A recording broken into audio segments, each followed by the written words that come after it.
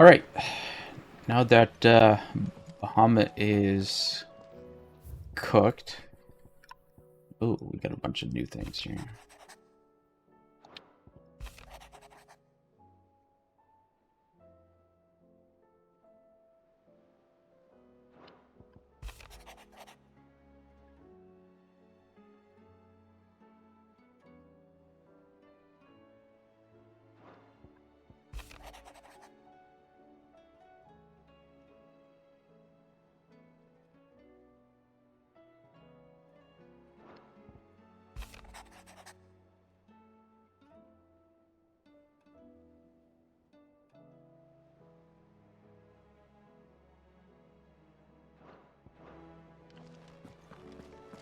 Now we got to deal with Odin.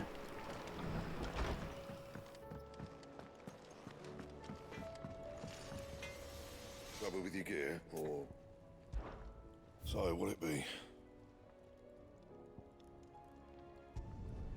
No scratches, all right?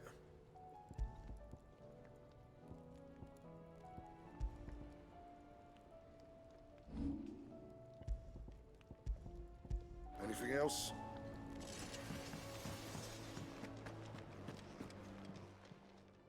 Clive. The whole realm's in chaos. But as the old saying goes... Go on, then.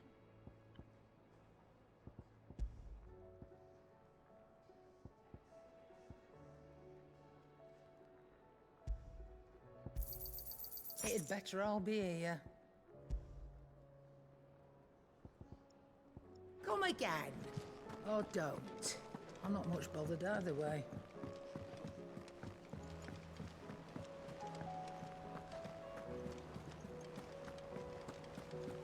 Did you see that? Tell me you saw that. What do you make of them skies, then?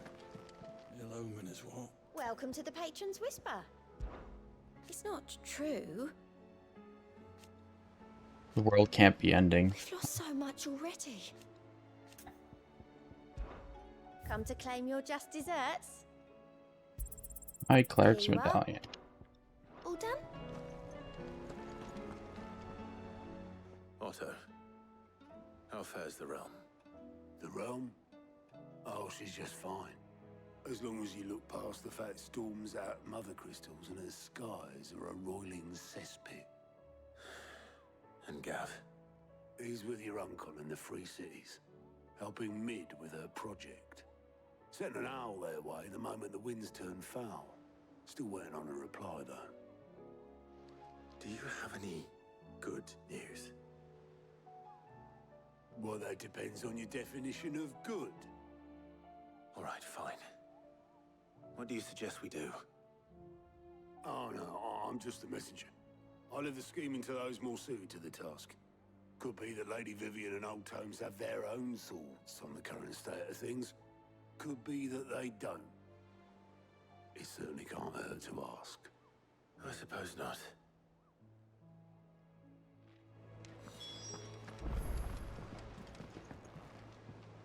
How is it that every one of your little excursions presages some inexplicable catastrophe?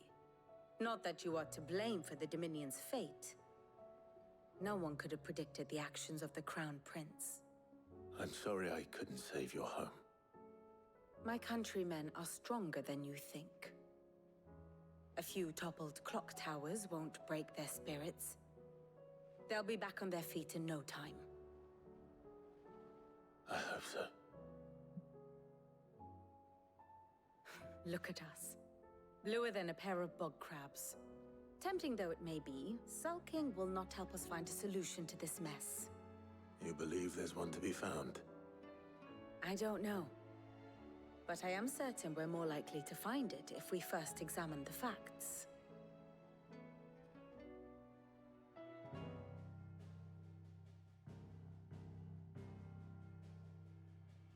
Beneath these darkened skies, fear and confusion reign over Valesthi. Oh, the lands around the fallen mother crystals had already begun to wilt for want of ether. But not like this. crystals that filled wells and fueled furnaces. Now nothing but pretty shards of rock. And those that hang from the people's necks cast nary a glimmer of light to keep the dark at bay. It is only a matter of time before the common folk convince themselves that the end of days is upon us. Yet I fear a swift end is more than we can hope for. While most of the world thirsts for ether, the remainder drowns in it, spawning Akashic in droves. And amidst the hordes of mindless beasts, with magics as like to fail as function, even the strongest nation would falter. Oh, so the Aether's imbalanced? Teeter on the brink of collapse, while the tragedy in Twinside has all but paralyzed the Holy Empire. Dalmekia fares little better. Rumor has it the ministers fled the capital after the fall of Drake's Fang, leaving their beloved republic to crumble. Waloed, meanwhile, moves in earnest. The Einherjar has been sighted off-storm. The world, in short, is in chaos. It would seem our civilization was nothing but a castle of sand, to be washed away at the whim of the waves.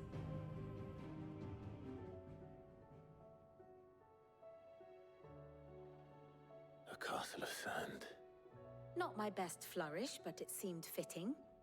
The reports I've received are considerably more blunt in their appraisal. Without the protection of their nations, it will fall to the people to defend themselves against those who would take what is theirs. Which is only ever going to end one way. Defending a farmhouse against a band of chocobo thieves is one thing, but pitchforks and palisades will do little to stall an army's advance. Should the King of Waloed deign to invade, there would be none to stop him. None but us.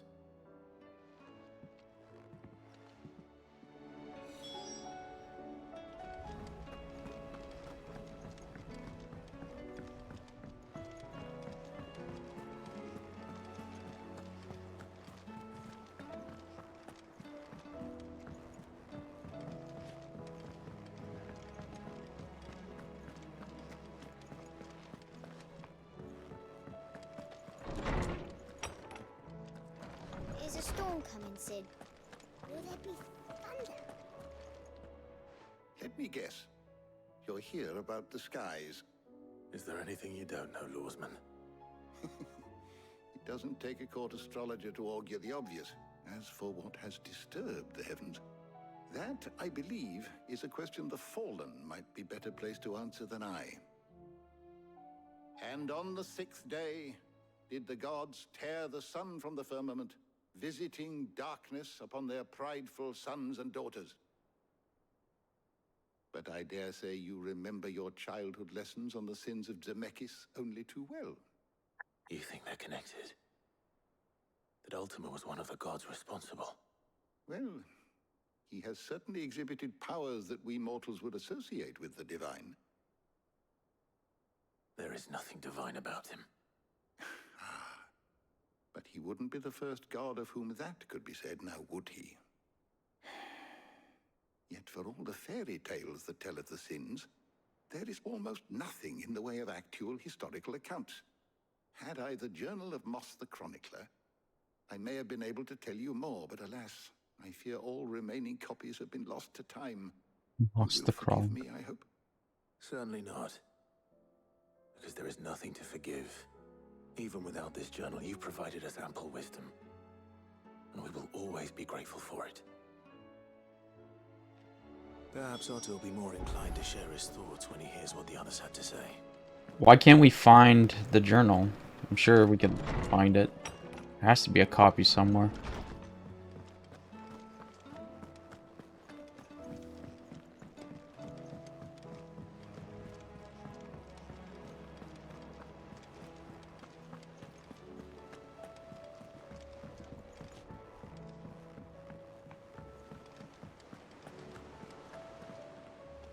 Clive, we have a problem. Only one. That would be a first. It would. Actually, there are 3. We had as many owls arrive while you were at the shelves. Martha's got a Kashik out her gates, and talk of monsters roaming the hills outside of Northreach has put the wind up Isabel and her lot. And don't forget Dalimil. Lubor says the village was raided by bandits. When it rains... It fucking pours. The curse breakers are spread thin, taking stock of the damage in the Dominion. And even if I could get word to all of them, I doubt they'd get here in time to make any real difference. Which means there's only 2 people who can. Jill and I. Let them know we're on our way.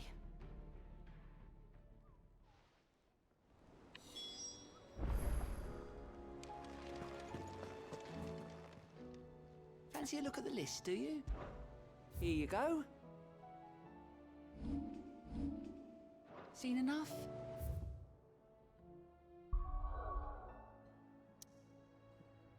Yeah, let's go with that first one. Actually,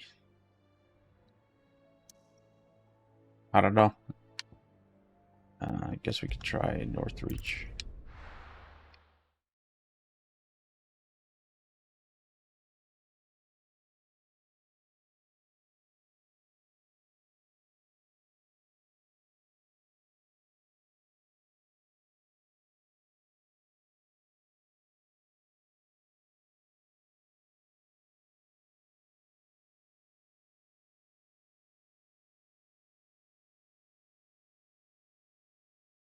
First we find Isabel. Heard a bloke saying he saw ghosts on the far side of the wall. I saw it with my own eyes. The whole of Oriflamme under a flood. Then we're next.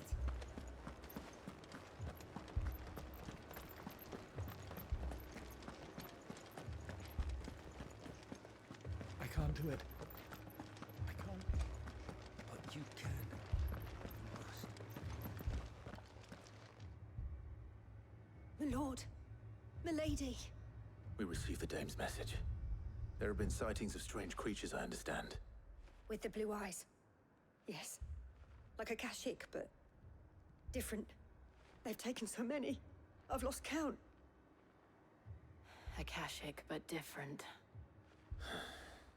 Ultimus thralls. And what of your mistress? Is she here? Oh, no. She went to the garrison to ask what they were planning on doing about all this. Then we'll look for her there.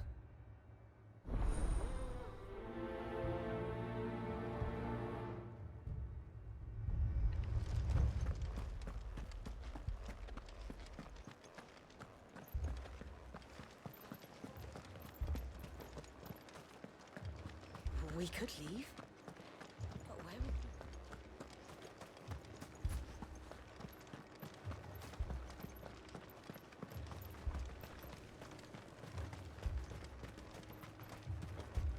Madame, please!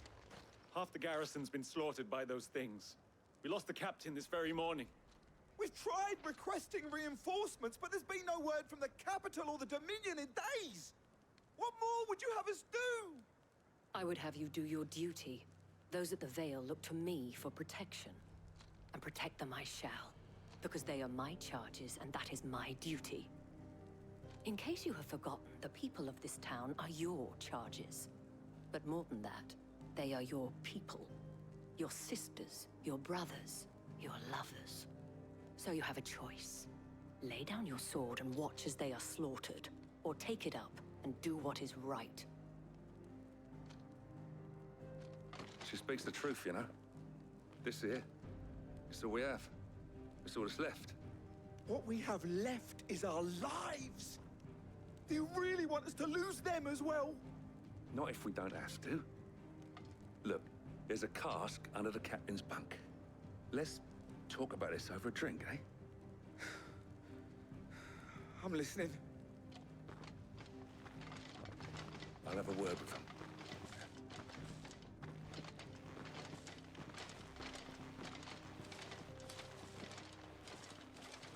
Ah, Clive. I didn't expect help to arrive so quickly. And sought to take matters into my own hands. It was a noble effort. But I thought you might still need some support. How like you to consider my needs. What we need to consider is where the creatures came from. The way the survivors speak of them, one would think they appeared out of thin air. And perhaps they did. It's hard to know what to believe these days. Yeah, they just came out of the ether. We'll talk to the survivors.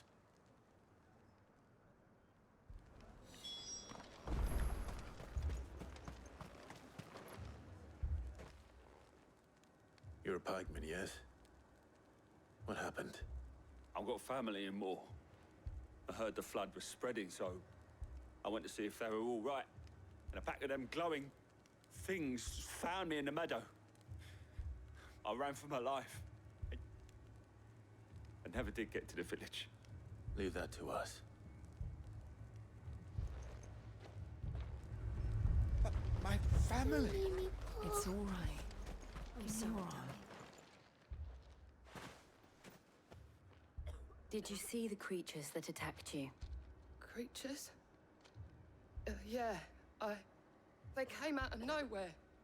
They went for Joseph first, then me, and then they were just gone. Do you remember where you were? On the road from Oriflamme. We just passed Moor when... Where's my Joseph? It's all right. Just rest now. At least we have an idea of where the thralls might be now. We should head for more. I assume you have a plan? We need to find out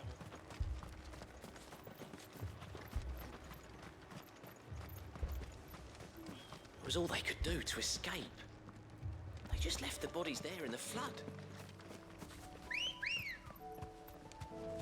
Let's go. Yeah.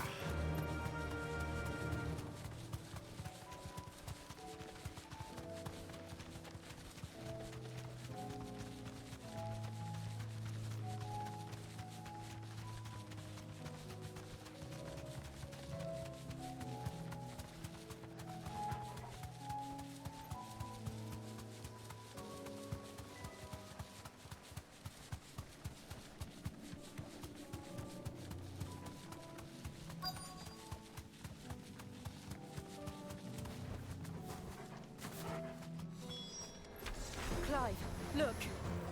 I see them. With me.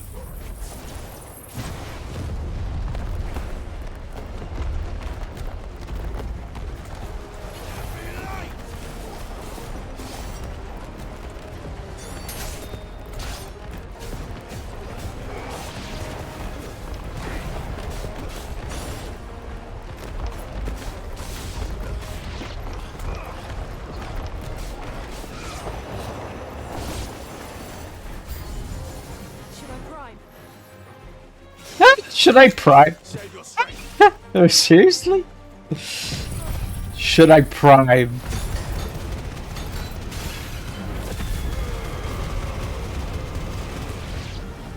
No. I don't need to prime.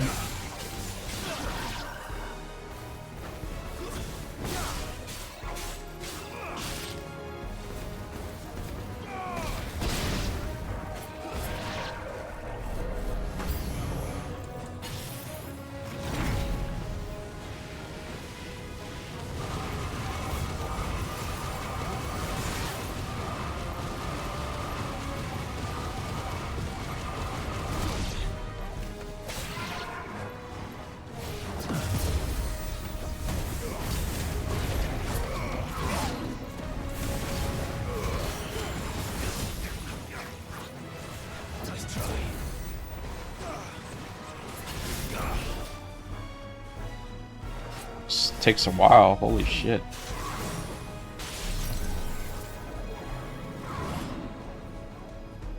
I don't know about this.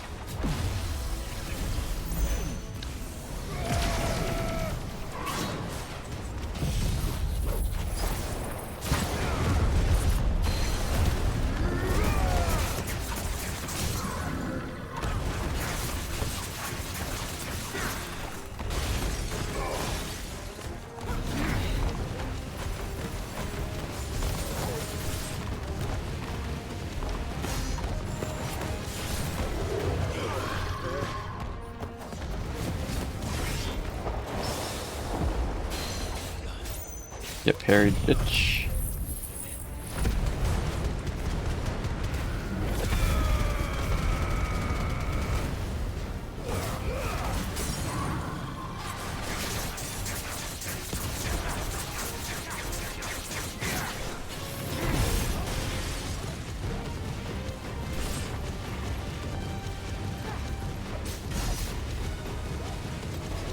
Good, because it takes a lot of time.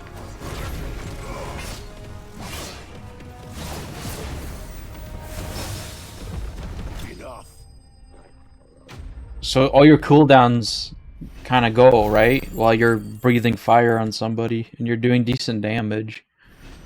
So I like that. I don't like the orbs. They're just a waste of time. So I'll swap them out with the ultimate.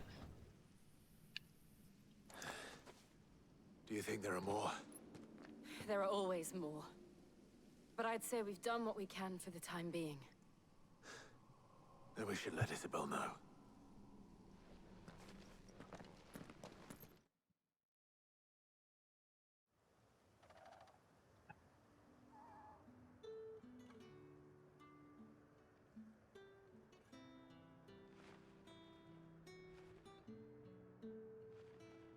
You have the town's thanks.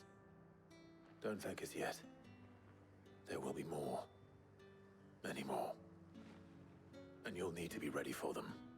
Oh, we shall. Isn't that right, Captain? Yes, milady. The garrison will be ready. Philippe here has convinced most of the men to remain at their posts. For now, at least. Hearing that the Dane would look kindly on any man who committed himself to the task certainly didn't hurt. It's not the most selfless of motives, I'll admit. But whatever it takes, eh? Now me, I never needed convincing. I became a soldier to protect the people I love. And the people I love include the ones standing before me. Handsome and chivalrous. Now, if you don't mind, I have sentries to post. Milady.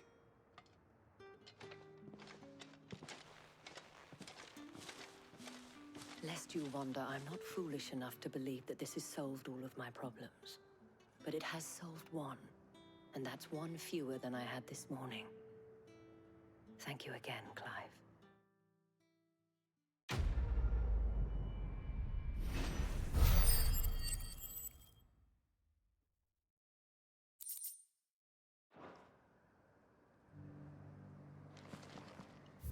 Okay, I guess we're done here. Martha's Rest.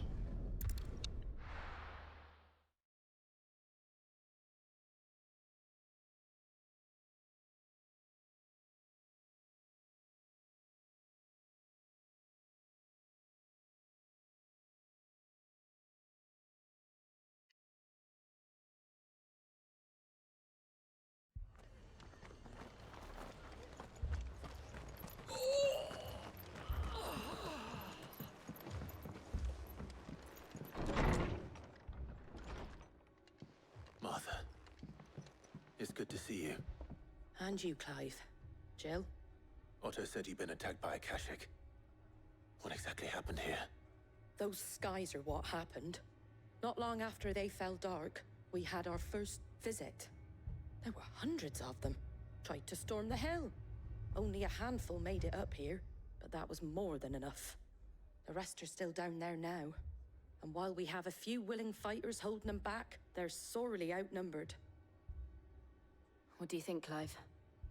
That we join the fight? I thought you'd never offer. Now, where I need you is the Fallen Gate. That's where the fighting is fiercest. Let the men know you come to help. Something tells me they'll be pleased to see you. We're on our way.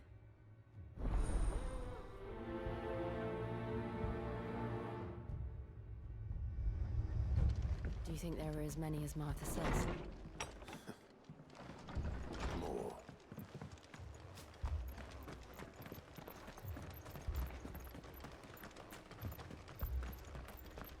You don't think they've abandoned us, do you? Them not. Not a chance.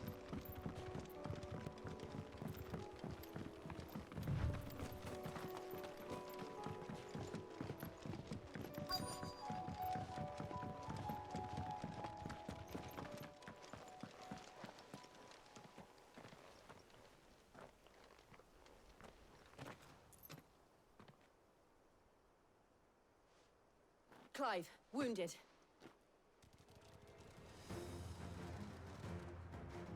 We deal with the Akashic first.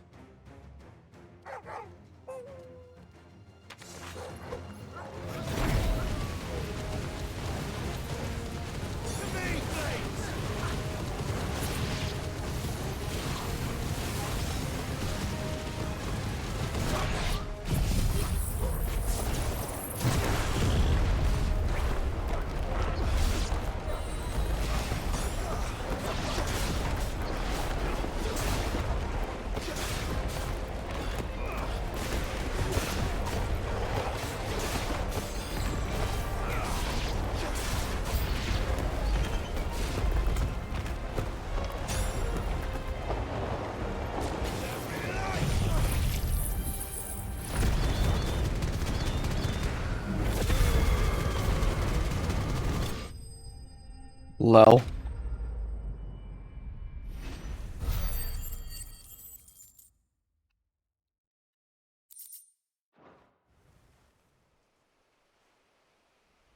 These men don't have the look of hired swords.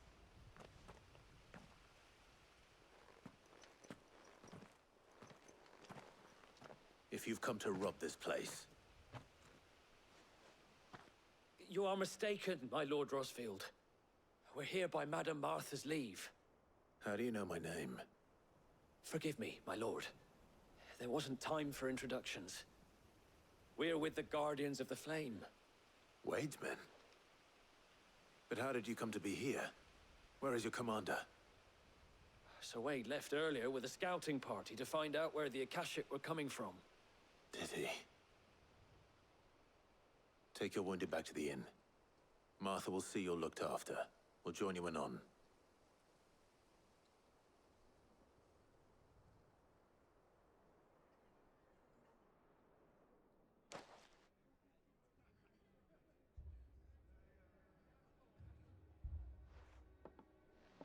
And to think you took them for thieves. A fine reward for holding off the horde, that is. When did Wade and his men arrive? Not long after Rosalith fell. The Guardians asked me to shelter some of them that had lost their homes. They were making ready to leave just as the skies turned, and we agreed it was best we stuck together. Martha! Trouble! The scouting party's almost at the lift, but they got a pack of Akashic snapping at their heels! And they got wounded with them! They're not gonna make it! Damn it all. We'll worry about them, Martha. You look after everyone here. If any can still fight, send them to the lift. I will. You two be safe now.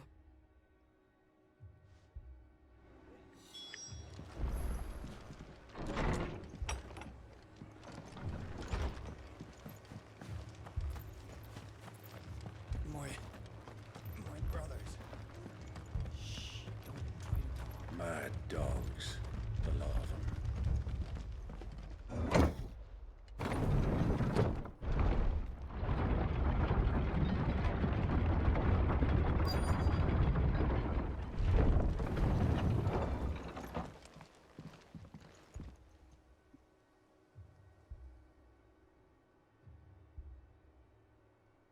Squire, I need you to get those who can still walk up the lift to Martha's. But what about... I didn't ask, Oscar. Sir. Sir Wade. Lord Rosfield. If you aren't a sight for sore eyes. Martha seemed to think you might need some help. And by the looks of it... We thought we could sneak by them. But we didn't know there would be so many. How could we have? Behind you!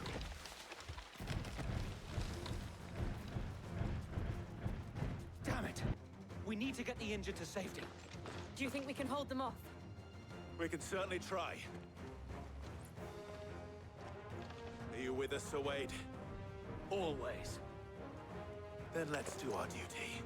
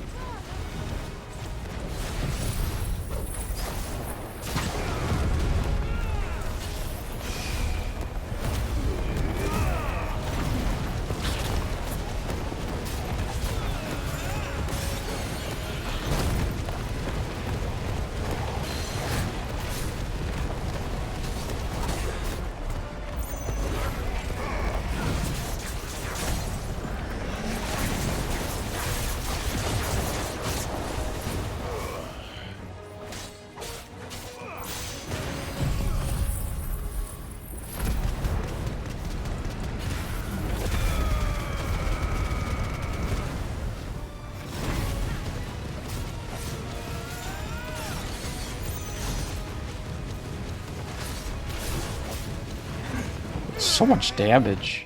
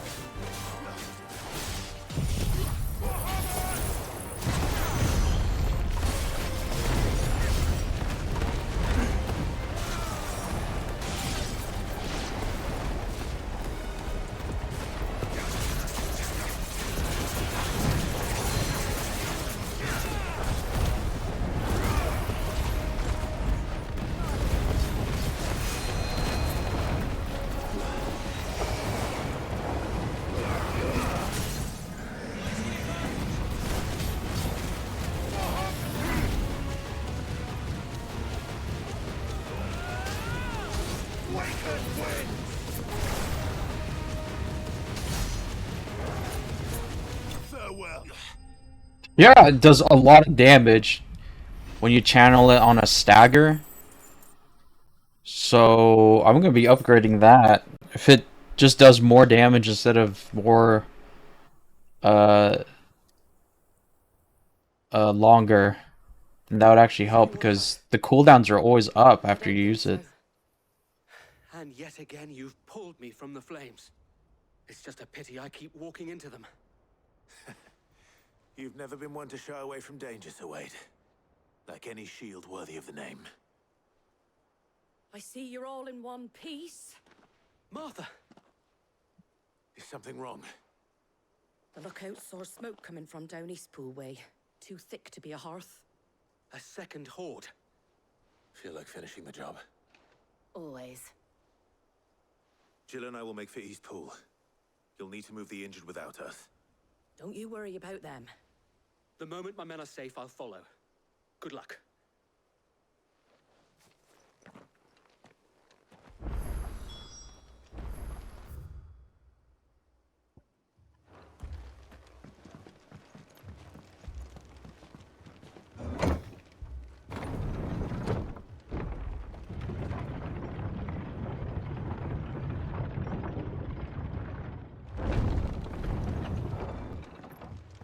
Mad dogs, the lot of them. My brothers. This man's gonna die if we don't get him to a healer. All our beds are taken.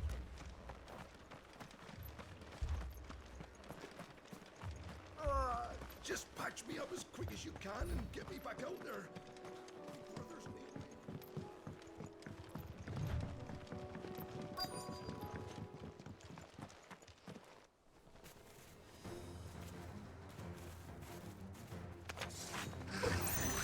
They're headed for the rest. We have to slow them down. Martha and the others won't be ready.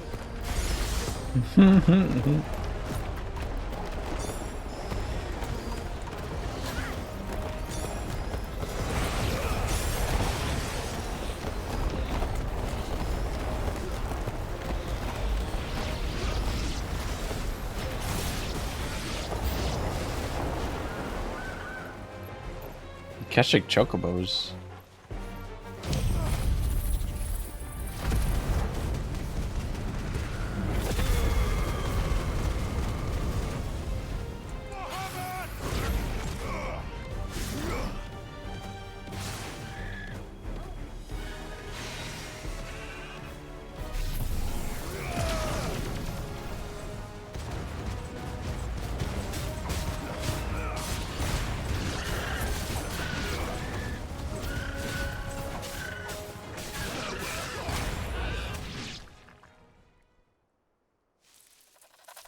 Something's coming.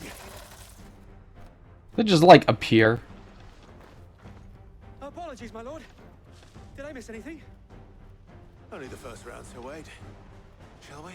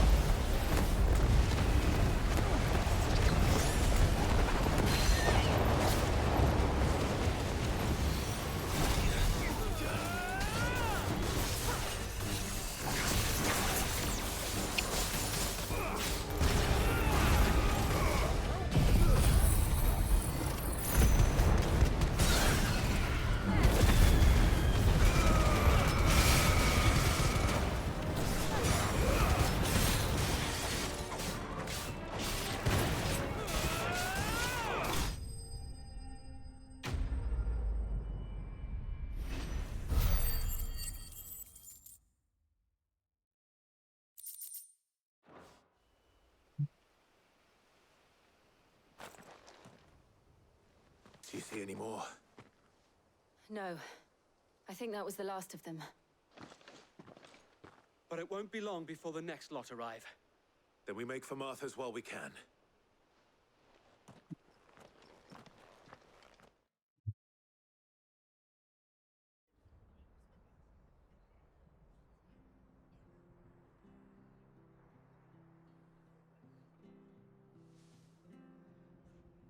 What did you find out there? The same as Sir Wade. Scores of Akashic. Well, wherever they came from, they're gone now. Our lookouts say the lowlands are clear. Hopefully we'll have enough time to lick our wounds. How many of your men were injured? A damn sight less than if you hadn't turned up. Thank you. It was a hard-fought victory. But as long as the skies remain dark, I fear the Akashic's numbers are only going to rise. It's not a matter of if the Horde will be back, but when. And whether that's sooner or later, we'll need to be ready. The inn here affords a good view of the land, and is easily defendable. I'd like to make this one of our outposts. What do you say, Martha? You'd have more men to guard the rest. Well, when you put it like that, of course they can stay.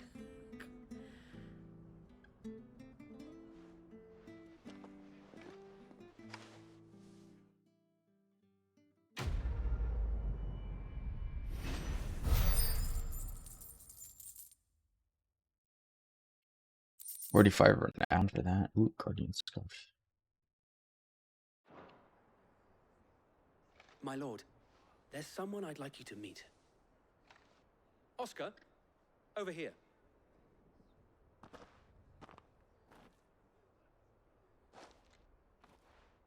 It is an honor to make your acquaintance, Lord Rossfield. I am Oscar.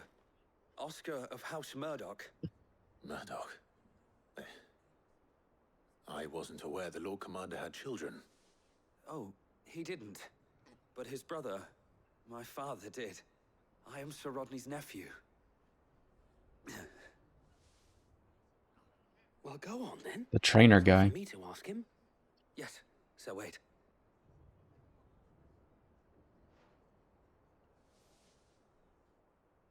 If it please you, my Lord Marquis, might you take me as your squire? I would learn the duties of a shield from the finest. I'm sorry to disappoint you, Oscar, but I am a shield no longer. Nor was I ever the finest. And spending time in the company of an outlaw hardly seems a fitting education for one aspiring to take his oaths. My Aunt Hannah once told me that a man is not defined by his title, but what he does in its name. You have accomplished much since taking on the mantle of Cid, winning no little honor in so doing. And I would sooner serve under an honorable outlaw than an unworthy sheep. Not that Sir Wade and the other Guardians are... I mean to say that, they're... It's all right. We know what you mean. There is only so much the boy can learn from me, my lord. But a squire... Would that really be so bad? You were a squire once. And I'm certain Sir Rodney would approve.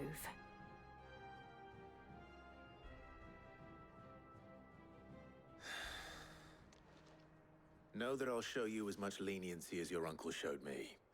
I would not have it any other way. So he's a party member now? I will not let you down, Lord Rossfield. You or my uncle. We shall be staying here for the time being, and not just for the ale. I'll have... Okay. Let's do the next thing.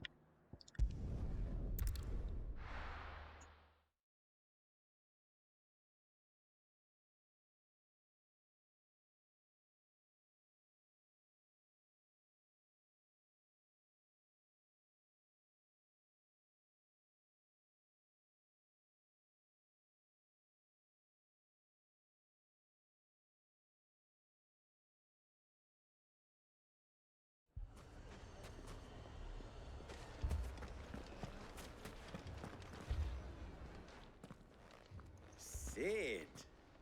Your new companion appears much more formidable than your uncle. Should I be worried? You haven't been introduced. Jill, Clive has told me much about you. All lies, I'm sure. Your Stolas said that Dalimil has a bandit problem.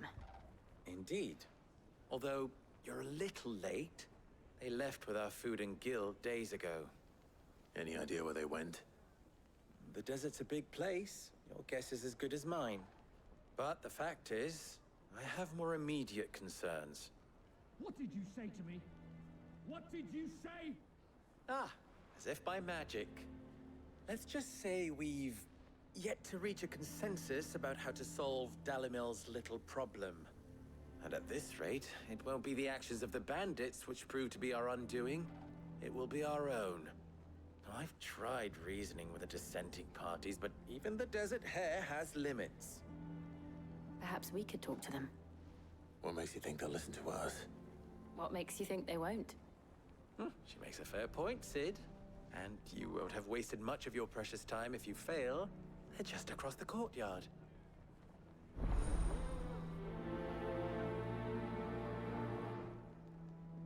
Suppose we just follow the shouting.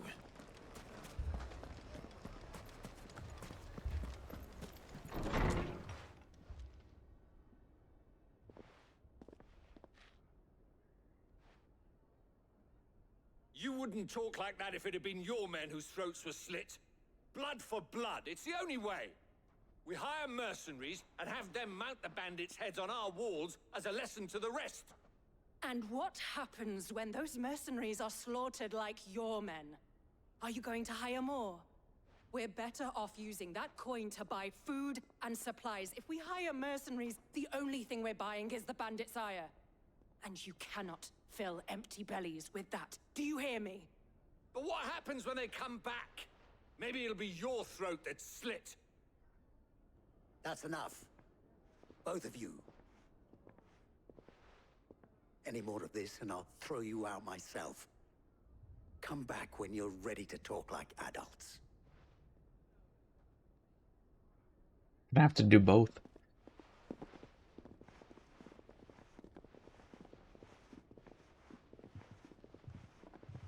Victor.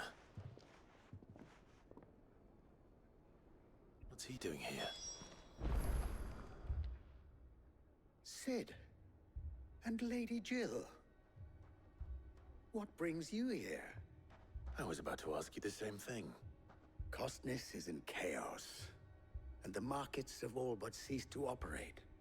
The Briar's Kiss here in Dalamil is the only place I can reliably obtain supplies.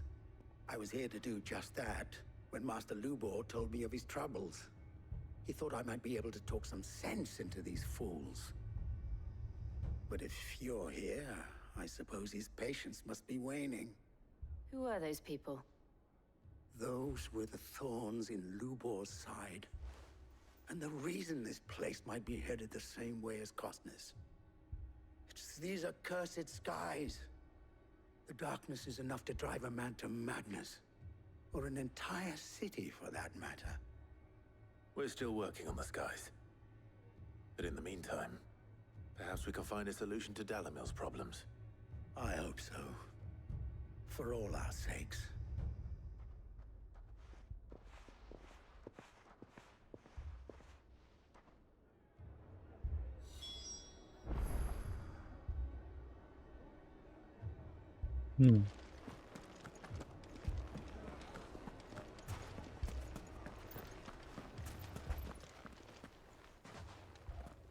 So, you see my predicament? What I saw was a room full of people who were angry and afraid. And with good reason by the sound of it.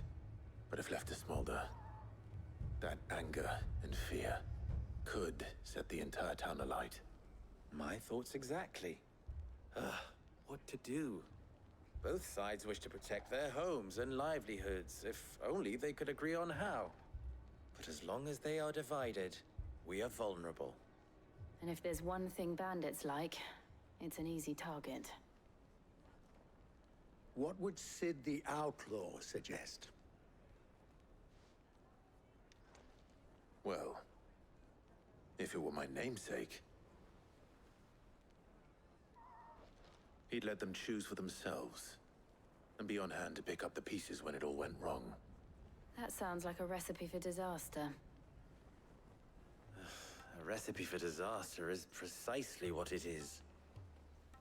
But perhaps that realization would be enough to make them question the ingredients. While it's plain neither Conrad nor Natalie will countenance the other's proposal, it may still be possible to make them doubt their own.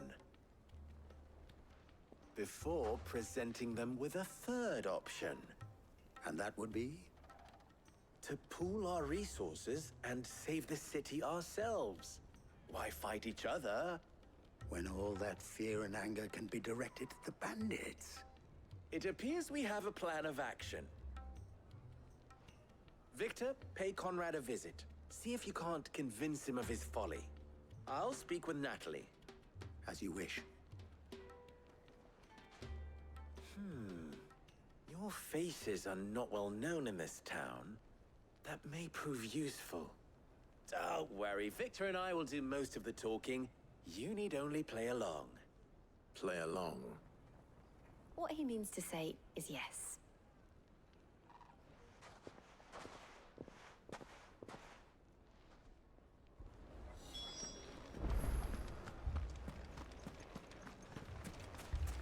Picture it, Conrad.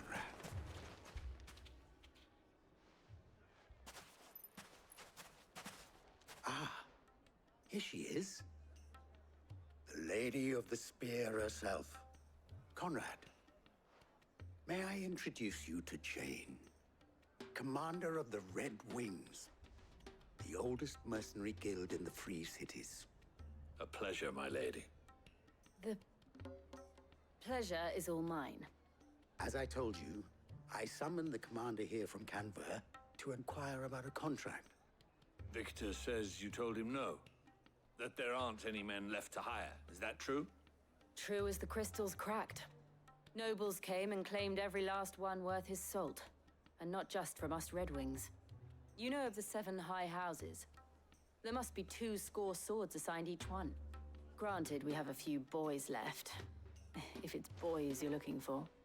Well, Conrad, are you saying that Dalamil's finest cannot defend this town better than a gaggle of unblooded striplings?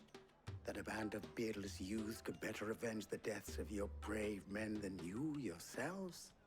Absolutely not. We'll show those bastards who they're dealing with.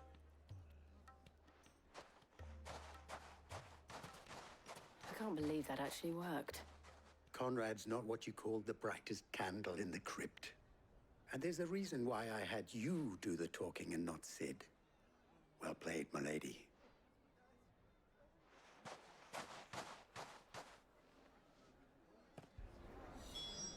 Then let us band together and show these brutes that Dalimil is not to be trifled with. My shop. Why would anyone? If I had my pickaxe, I would. I mean, it may still be possible to buy something. Ah, here he is now. Natalie, allow me to introduce Lord Underhill of Randalar's prestigious League of Merchants. Lord Underhill. At your service. Underhill? I was just telling the good lady of our conversation, my lord, and how you were lamenting the state of the capital's stores. Lubor says that not only are the granaries almost empty, but that war and the Blight mean this season's harvest won't be enough to fill them for winter. Indeed, certainly that is the case. The nobles in the capital are buying up the city's stocks of barley and wine, driving the prices higher than most commoners can afford. It is only a matter of time before the peasants revolt. It is worse than I thought. If what Lord Underhill says is true, I fear we have little hope of supplementing our stores, meager though they regrettably are. And while I applaud your endeavors to dissuade our more bellicose citizens from seeking vengeance, I sense Conrad is not wrong in his assessment of the bandits' likely return. Which means that now, more than ever, we will need to secure what little we still have. Food, weapons, herbs, everything. If our humble town is to endure not only this hardship, but those that are certain to follow, we must stand united. All right. If it will help to protect my home, I'll do it. But you needn't have gone through this charade.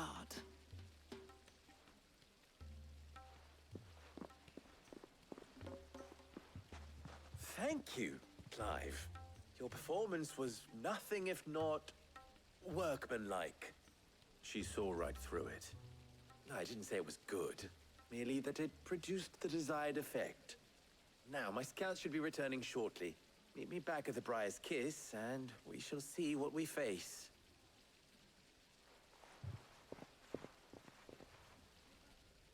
I'm not convinced our roles in this ruse were entirely necessary. It appears I have no choice but to I don't do know. what little I can. Conrad seemed quite taken with you. But I wouldn't see any- Mummy, I'm scared. Oh, I'm ruined. Good news, Sid. Both Conrad and Natalie have somewhat gracefully accepted their new roles. With time, they may even learn to. Time no longer appears to be the luxury it was before lunch. I take it your scouts found the bandits. Technically, it would be the bandits who found my scouts. It appears they march for Dalimil as we speak. All of them. You're not serious.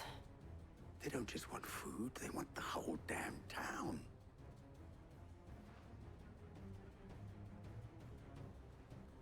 I have a favor to ask. I'm told the bandits march in two groups, one from the south and one from the desert, in a move doubtless intended to stretch our already gossamer-thin defenses. Very well. Jill and I will meet those from the desert. But what of the rest? The rest, my friend, the city shall fight. Together. The stakes, I concede, are high. But if this does not unite Dalimil, nothing will. That is a lot of faith to put into those who had their hands around each other's throats but a moment ago. Then it will be for us to see that their hands are kept occupied. And I do mean us. I thought you might say that. We'll hold them off for as long as we can.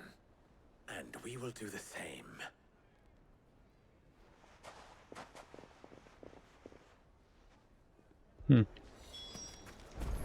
Why can't we just fight them all?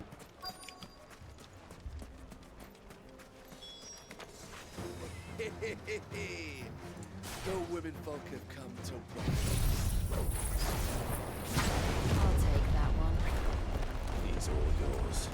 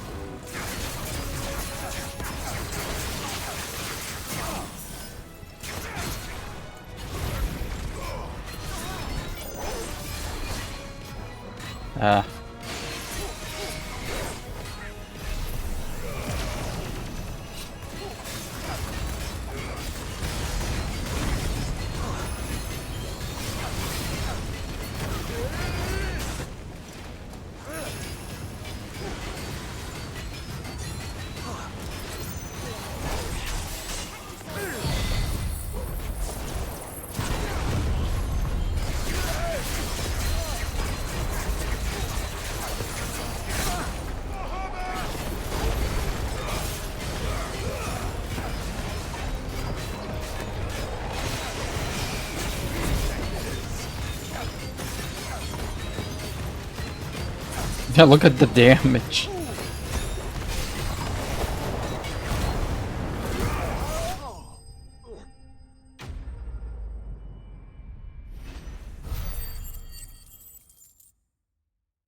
$2,690, eh? Might be able to buy the Bahamut Ultimate. Could they have held out? I don't hear any fighting. What do you think? That we should hurry.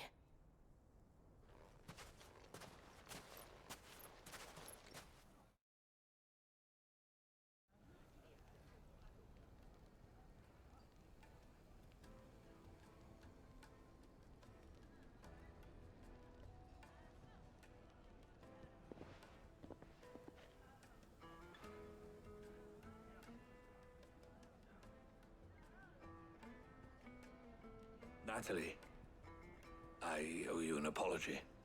You did well out there. The inn would have been lost had you not held the line. Without you, there would have been no line to hold.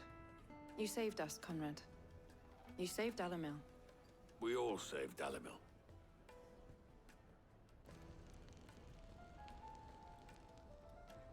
Conrad seems to have had a change of heart. I'd say they both have. I take it from your presence that our visitors from the desert won't be joining us either. Pity. The plan worked, Sid. Granted, it only took an army of bloodthirsty bandits at our gate. Calm now, Victor. Why quibble over the details? We are united, and that is all that matters. As for you, Sid, you fight considerably better than you act. I'll take that as a compliment.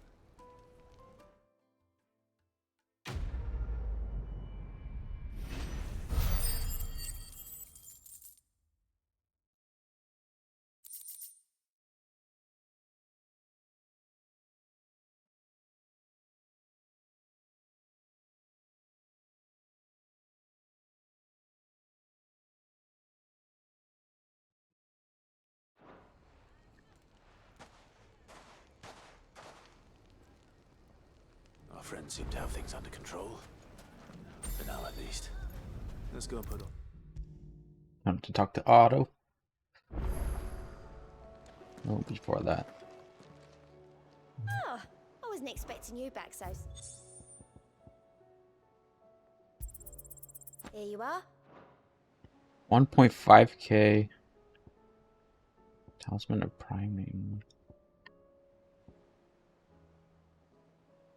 Eh. All done?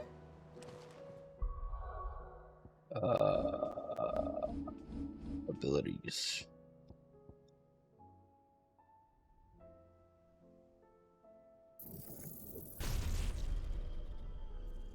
Nice.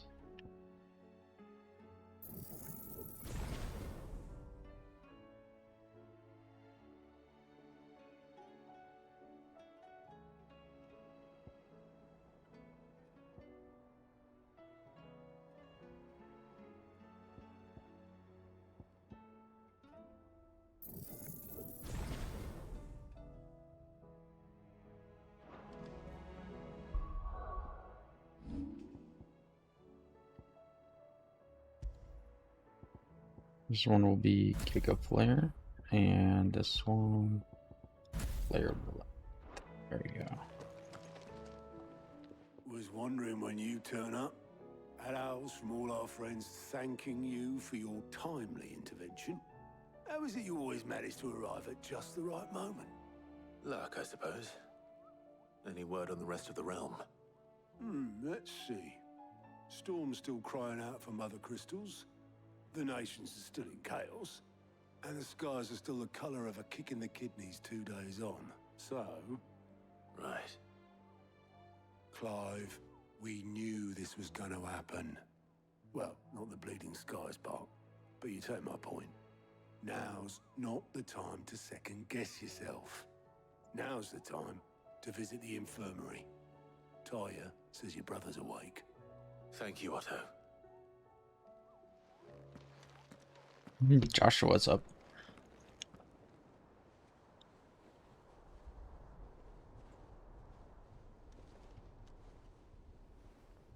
So it was not Sylvester, but Olivier who served as Ultima's puppet. And when Dion learned of this, he sought to slay the fiend.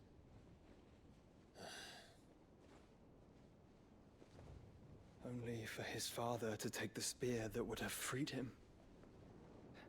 Enough to drive a man to madness. Small wonder he hasn't stirred. I would be afraid to wake. Had I but reached out to him sooner, warned him of the threat Ultima posed. But now, both an empire and her prince lie broken. Joshua, what do you know of Ultima?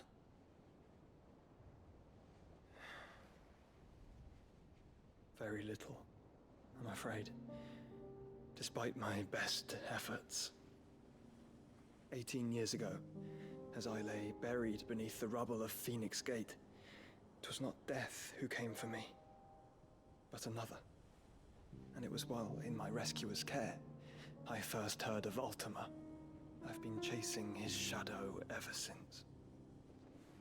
Ultima is driven by some deep, dark purpose, and for whatever reason, it would seem you are crucial to his designs. He will stop at nothing to have you, even if that means toppling an empire. But why me? What possible use could I be to such a creature? That is one of many answers that have eluded me. Yet, I am certain of this. It is not mere chance. You were chosen for a reason. All dominants carry within them the might of an icon. Nigh limitless power that is at once acutely limited. I wield fire, and only fire. And I only ice. 8 wardens for 8 elements. But you, Clive. You are different. You're special. Your abilities begin with the flames of Ifrit. But they do not end there. The fact Ifrit can even exist goes against everything we thought we knew of dominance. Perhaps Ultima has been waiting for one such as you, whose potential is truly limitless. I've encountered that thing several times now. If it or he, as you say, needs me, why hasn't he claimed me as he did the boy? Were I to hazard a guess, I'd say the two of you are somehow incompatible. His mind not properly attuned to your body. His mind? Mind, awareness, spirit, call it what you wish. But I believe Ultima to be an embodiment of the concept. This is why I struggle and fail to contain him here inside me. I'm sorry. Inside you? With every setting sun, I feel my strength wane. And though the Phoenix's flames mend the prison I have made for Ultima, they do so at a cost. We must find a means to bring an end to him before I meet my own. What were you thinking? It was that or let him take Clive. And I've always had a soft spot for my brother. But that doesn't mean you should sacrifice yourself to save me.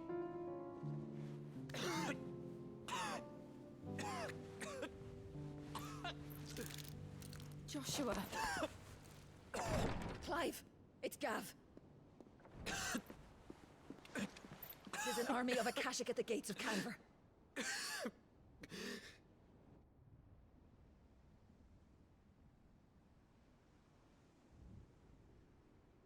I still don't understand the point of the time skip. Like, why take 5 years to do nothing? Well, what's the short of it? It's a long time. I told you.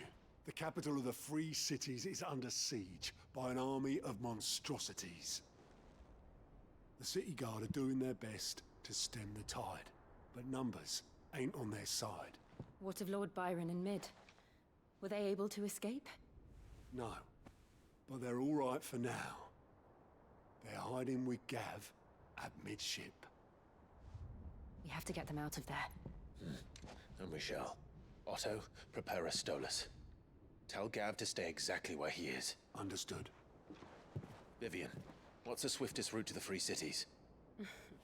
That sounds like a question for the map. Look here. This road, through Tabor, should provide the least trouble. Good. What a coincidence. Tabor is exactly where I'm bound. Joshua, bed is where you should be bound. You don't think I told him the exact same thing? Were Taya not such a talented healer, I would surely have been inclined to agree. But, thanks to her ministrations, I feel I may safely rejoin my attendant, who was to wait for me in Tabor if we became separated. All right, we travel together. Clive. If he stays close to me, he'll be fine. Thank you, brother. I'll look after him.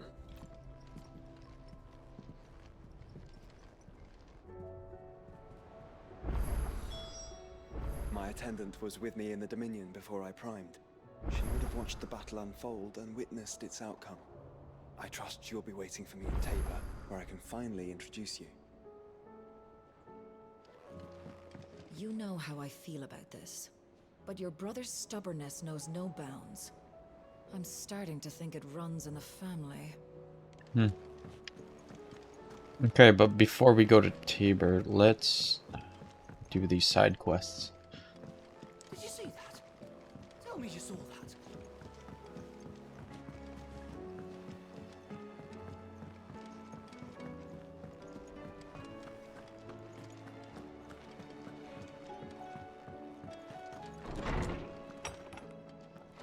Is a storm coming, Sid? Will there be... Sid, perhaps you can help me solve a mystery. I can certainly try. Who's gone missing this time? It's not who, but what. Mid's scales, the ones she made for her workshop. I borrowed them to teach the little ones about weight, and shortly after the lesson, well, they vanished. My first thought was that they'd taken them off somewhere to play, but when I asked, they swore they had nothing to do with their having disappeared. Which almost certainly means they had everything to do with it. Perhaps a visit from Sid will jog their memories. I think it just might. Thank you. I don't like to imagine that my pupils would lie to me. But if they have, I'll have no choice but to discipline them accordingly. They were in the atrium when I last saw them, as always.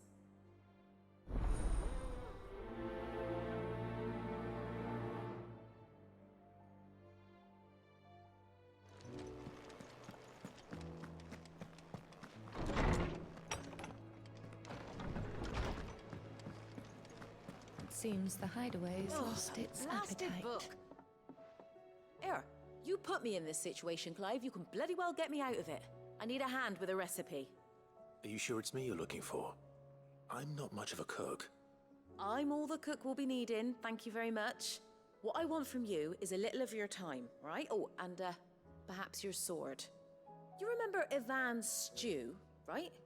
Well, despite the look of the thing, and that awful stench, people wolf it down. So I thought I'd try making one of these supposed masterpieces myself. Had a peek at the book and gave it a go, but, well... It wasn't as straightforward as you'd hoped. Ivan had the same problem.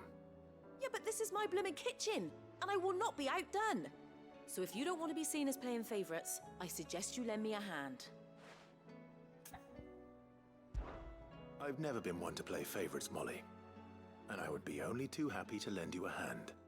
So, what's on the menu this time? A fried mortress of skyworm. That's one heck of a name, innit? Recipe seemed easy enough to an old hand like myself. Thought I'd followed it to a T. Only, turns out skyworm livers and drake's mint are not what I thought they were. At least I hope they're not, given the rancid mess they made. Ivan said the recipes in the culinary pilgrimage date back centuries. Who's to say the ingredients even exist anymore?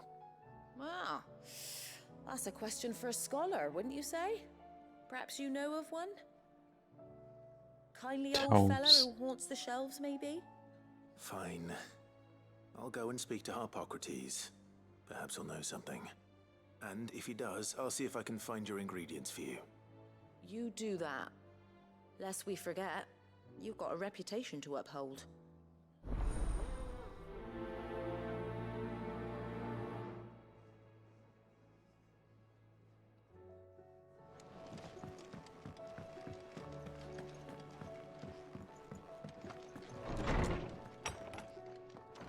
Is a storm coming, Sid?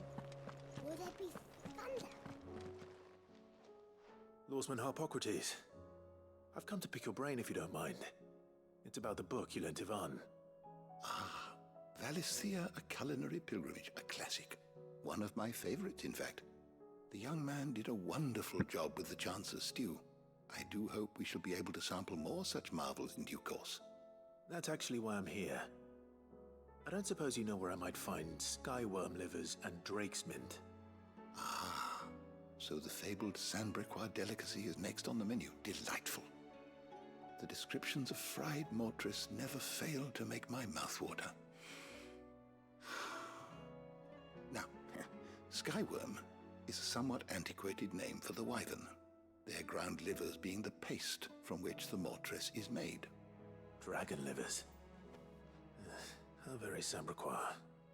Yeah, because they had a lot of dragons then. Disciples of Bahamut would have a touch more reverence for their icon's brethren, but apparently not. I believe the specific dragon the recipe demands is the blueback wyvern, said to be the very color of the sea beside which it resides. So we know where to look for our liver. But what about the drake's mint? Saint's bonnet in contemporary parlance, a herb which grows along the North Reach coast. I gather that one can locate the cheerful yellow flowers by their heady scent alone, so I'm sure you'll have no trouble finding them. I may add that people once believed game was best served with the flora that sustained it in life, in which regard fried mortress of skyworm is undoubtedly a typical dish of the time. Meaning that if I find one, I find the other. To Northreach, then. Best of luck, Clive. And do save me a bite once the dish is complete. I'll be right back.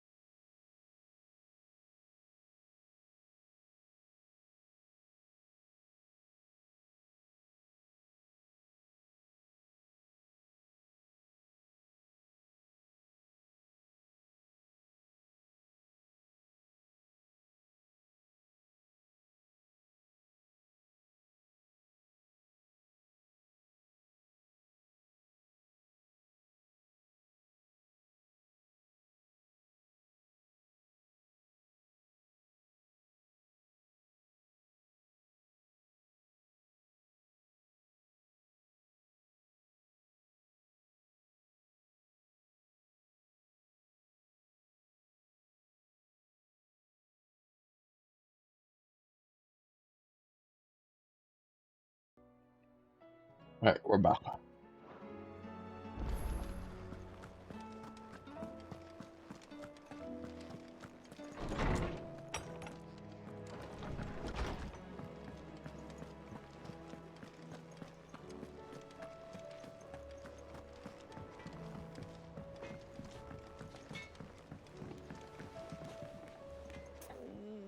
What am I gonna do?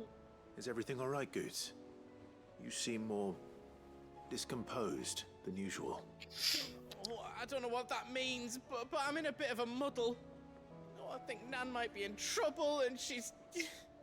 It's all right. You can tell me. Oh. There was a trader came by. One of our usuals, like. Said he'd heard some rotten rumours about her down Dallimil Way. Folk are saying she's been selling to bandits and cutthroats and that. I mean, she's fond of a chance to make a coin or two, aye, but she'd never do business with baddies. Especially not the kind who go hurting people who haven't done out. I wanted to ask her about it myself, but I'm scared she'll give us a tongue lashing. She'd never give your tongue a lashing, though, would she? Don't worry. I'll speak to her. Oh, thanks, Clive. You'll let me know what she says, won't you? Of course. I'm sure it's all just a misunderstanding.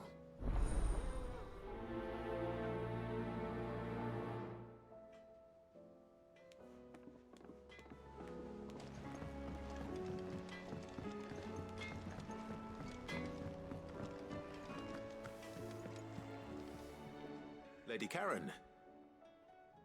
How's business? Not nearly as foul as the weather. You're doing good trade then? Both in and out of the hideaway? Can't complain. Wait, what exactly are you getting at? Not once in 5 long years do you pay my affairs half a care, but here you are today, raking me over the coals like a bloody popoto? Just asking. Out of interest. All right. I'm here because I was told that certain rumors have been circulating. About you selling weapons to brigands. Oh, are you?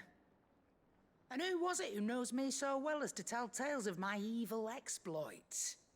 I didn't exactly hear firsthand. All I know is that someone in Dallimil has been spreading word to that effect. And what? You believe it? You think I'm profiting off the blood of innocents, do you? Look, I've done things I'm not proud of. Might be there were a time when I turned a blind eye to the wretchedness of the world so I could line my pocket. But that woman is no more.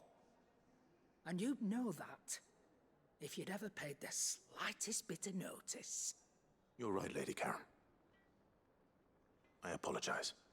It was wrong of me to doubt you. Aye, it was. Now, I reckon you've got better things to do than pointing your do-gooding finger at a poor old woman. Of course. Good day. Be right back.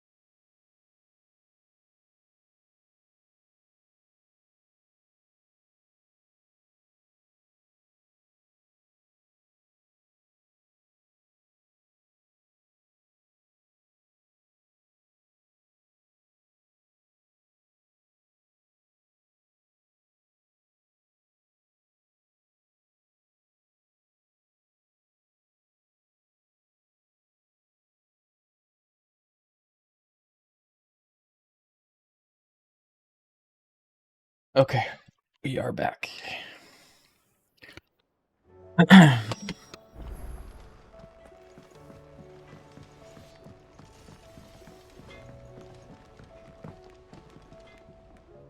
spoke with Lady Karen. What did she say? That the rumors were unfounded, and that I was a fool for thinking they might hold any truth, along with some other things that made her feelings clear. And while it sounds like she may have done things she regretted in her past, she says those days are behind her. Oh, well, that's good. I knew Nan wasn't caught up in out bad. But why would people say she was? What did she ever do to them? It's not right. No, it's not. But people do things for all sorts of reasons. Perhaps we'll never know. Well, I'm going to find out. That trader, he said they were all talking about her in Dalimil. So that's where I'm going. I'll find someone who'll tell me, you'll see. Are you sure that's wise? Whoever's spreading these rumors means Karen ill. Oh, right. But that's why you'll be coming with me, isn't it, Clive? I suppose it is.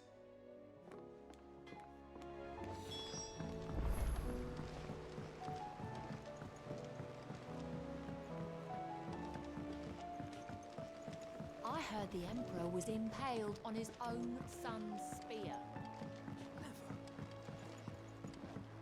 We're all gonna die! You hear me? The Akashic are coming and they won't. What do you reckon we should do? I say we should just tell Miss Shirley. You'll get us all striped. Well, they broke it.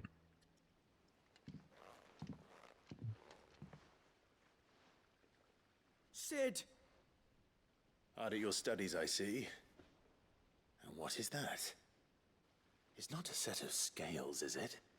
No. Of course it isn't. Well, not anymore, it's not. Oh, And just how long hasn't it been one? we're sorry. But we didn't break them. We dismembered them. Just like Miss Mididol showed us. Miss Mididol? And why would she have you dismembering her creations? Because that's the only way to become a ninja-neer. Miss Mididol said, the best way to see how something works is to take it apart and put it back together again. Well then, your work is already half done. Carry on. About that. The taking apart was easy enough, but it's the putting back we can't work out. Speak for yourself. The heavy thing goes at the bottom. Then...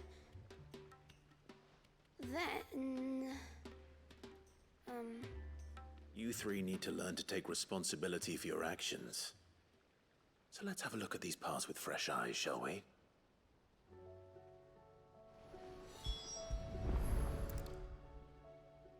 All right. Everything here was once part of Miss Mididol's scales. Every piece has its own role to play, and each is just as important as the others. If even one of them is missing, the scales won't work. So let's think about what those roles might be. You already know one of the pieces, the body. Its role is to support everything else. But what of the others?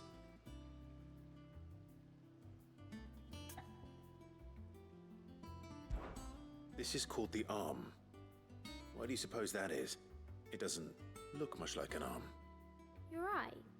It looks more like a wing. Like a chocobo wing! You've ridden a chocobo before, haven't you, Sid? Will you teach me to ride one day? I'll think about it. Now, what do arms do? Hold things. So wait, maybe this arm holds things too? Good thinking. You're on the right track. These round parts are called the pans. You all know what a pan is, don't you? I do. Molly uses them in the kitchens to fry bangers. But these aren't for frying bangers, you idiot. They're for weighing stuff. But what if I wanted to weigh Goots? I don't think he'd fit on that little thing. Probably not. What are the chains for? Holding the pans up? Well spotted. which means something must hold the chains up in turn. This tiny piece is what's called a cogwheel, or gear. Have you ever seen one before? I have. Miss Minidole's dungeon is full of them. Most are on the floor. She puts them in all her inventions. They spin round and round and round and round and... That's right. They're very useful when you want to make things move. Do you remember if there was anything on the scales that moved? I remember the arm moved when I tried weighing an apple. And then somebody ate it. It's not my fault. You shouldn't have tried weighing it before lunch. You know what part's supposed to move and how it's supposed to move. So, let's put the pieces together first, see what doesn't move, and then stick the cogwheel to that. Not a bad idea. You see? It's not so difficult. So, now that we've taken stock of the parts and learned what they do, what do you think? I think we've got it. Then here's what we'll do. You tell me what goes where, and I'll put the scales together. Well, obviously you need to start with the body. All the other pieces fit onto it, don't they? And the arms go on the body, just like real arms. Or wings, if you're a chocobo. And then the arms hold the pans by the chains. Very good. Let's see if that works. There. All finished.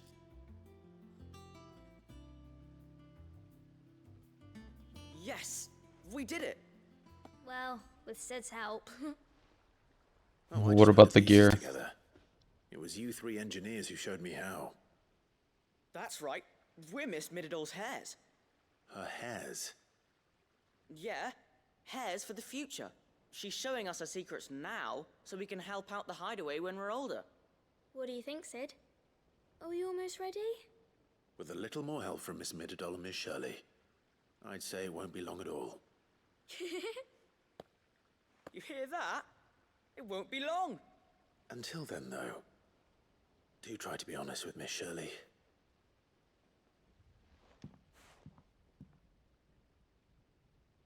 Hey, look! We never used the cogwheel. You don't think Sid forgot about it, do you?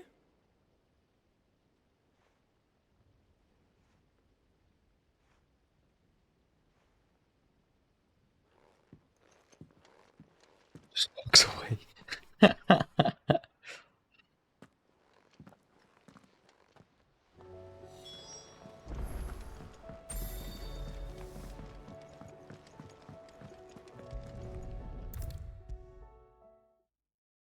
Is a storm coming, Sid? Would... Well, did you solve the mystery? It was as you thought. The children had the scales, or the parts of them at least. They dismantled them to see how they worked.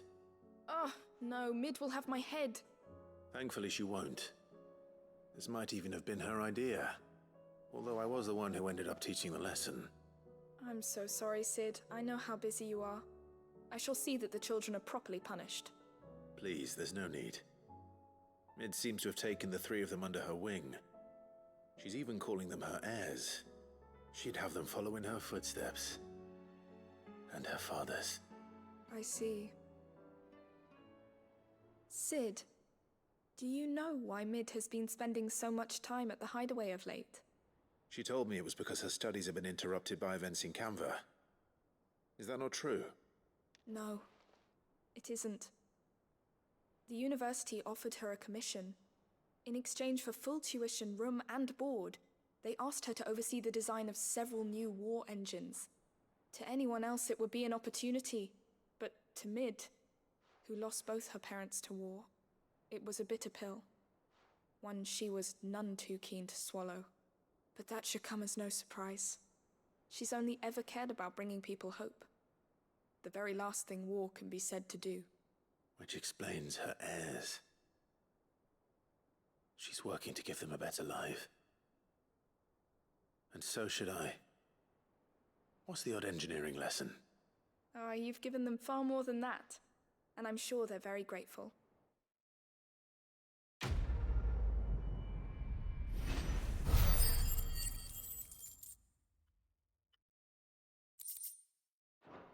Get 700 ability points for that quest? Seriously? Okay.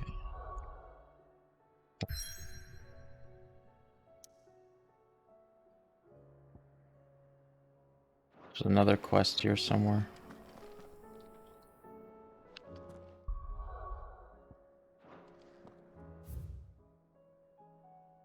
That is okay.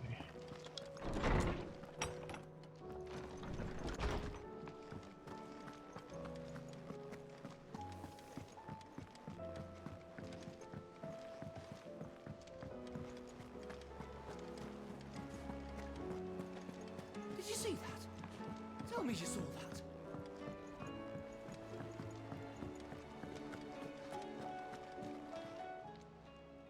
Fancy a look at the list, do you? Here you go.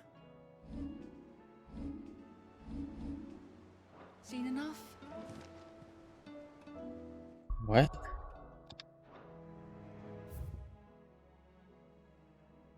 Oh.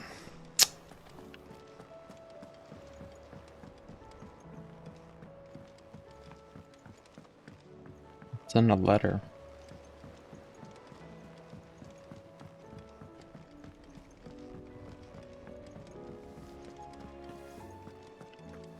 Did you see the pair that got hauled into tires?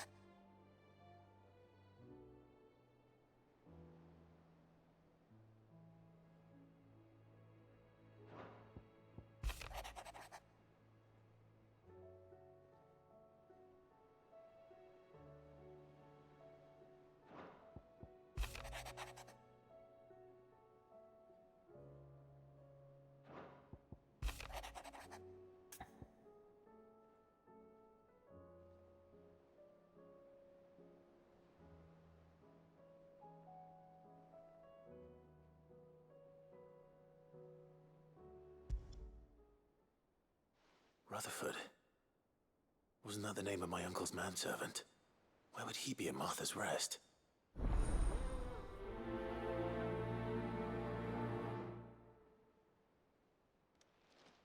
Manservant.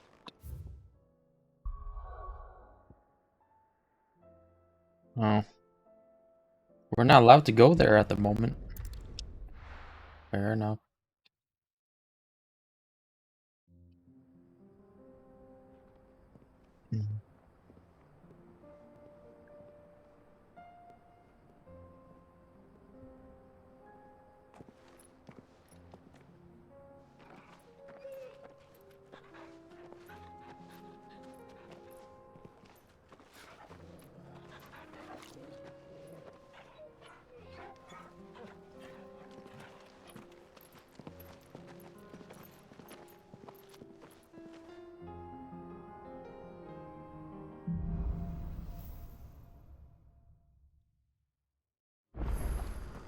It's like a dream. The four of us out walking like we used to. Enjoying this, are you? Gav and the others could be in danger as we speak. You're right. I'm sorry. Yote is a fine scout. If Campbell was attacked, she will already have begun gathering information. Tabor isn't far. We should pick up the pace.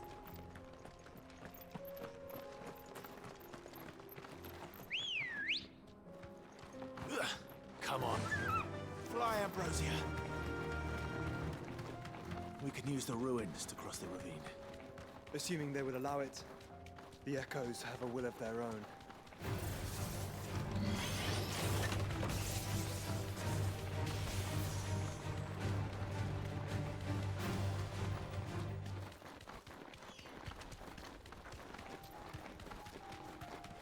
Tell us about Yote, Joshua. She's strong-willed, loyal, and deadly with a blade.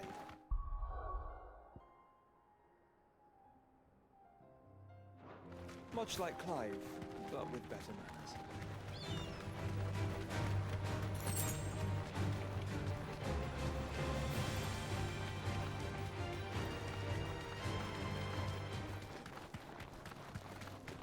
I have a feeling we're gonna be meeting those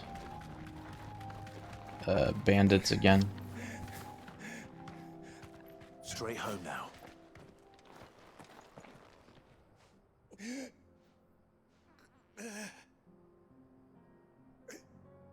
You're injured. What happened here? Where are your comrades? Ether flood up ahead. It swallowed our camp while we slept. My own men did this. Turned every last one of them. There's a village not far from here. Tabor. The people were kind to us. It's only a matter of time before they won't stand a chance. We can't let those monsters reach the...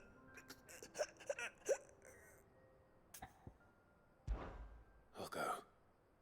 You catch your breath. Thank you. Our encampment is up ahead. Just off the track. They must not reach Tabor. Forgive me, Lord Cougar. Rest well, soldier.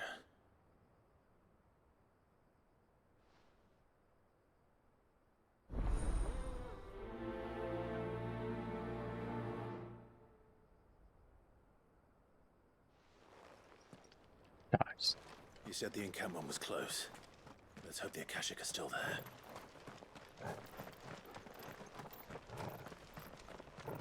Another ether flood. They're everywhere now. We can't go around it. Then we'll just have to be careful.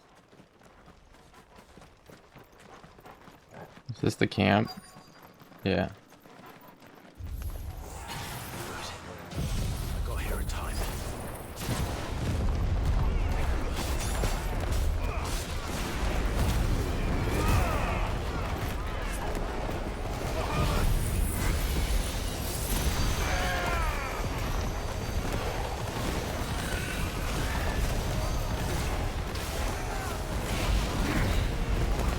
That's what I wanted to do.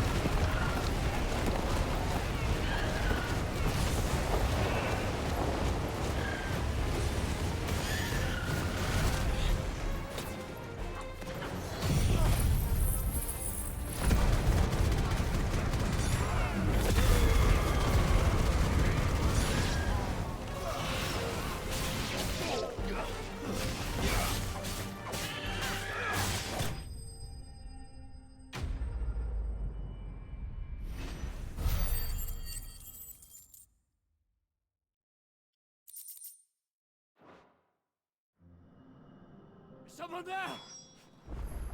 Please, I can't move my leg. That doesn't sound like an Akashic.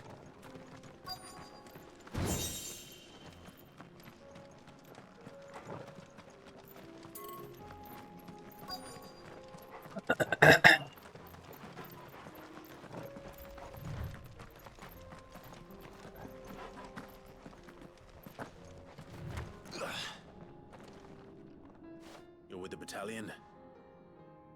I am. I heard the fighting. Are the others? Taken care of. One of your brothers in arms told me what happened and asked for help. Another survivor? Where is he? Tell me. His wounds were too deep.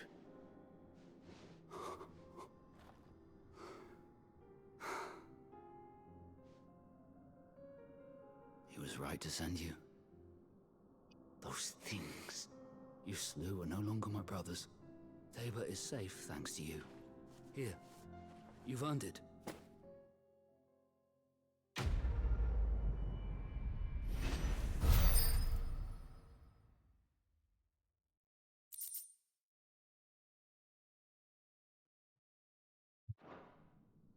You seem familiar.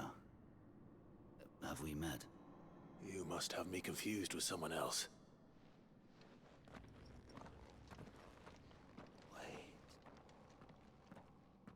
That scar.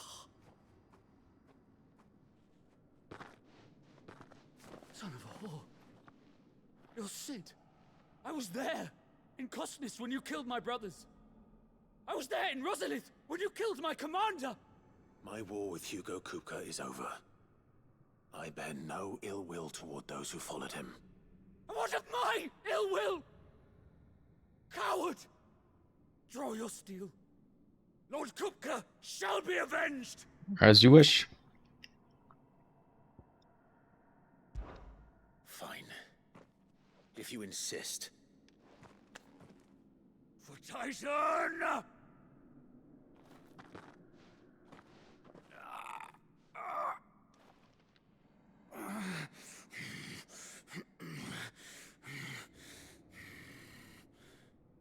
You're in no fit state to fight. And this should be easy for you. Come on. Kill me!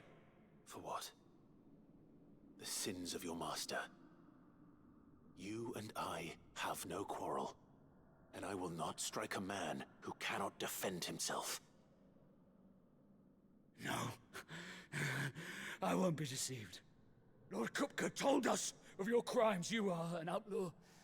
A murderer, not some Man. Like you or anyone else. I am nothing like you. But if you're not gonna kill me, then go. Leave! Just know that I will find you, Sid. Someday.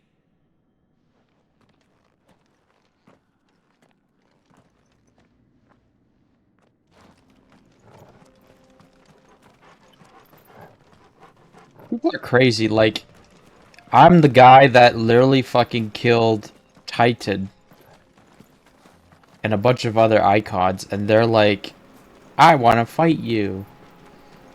It's like, no. No, you don't.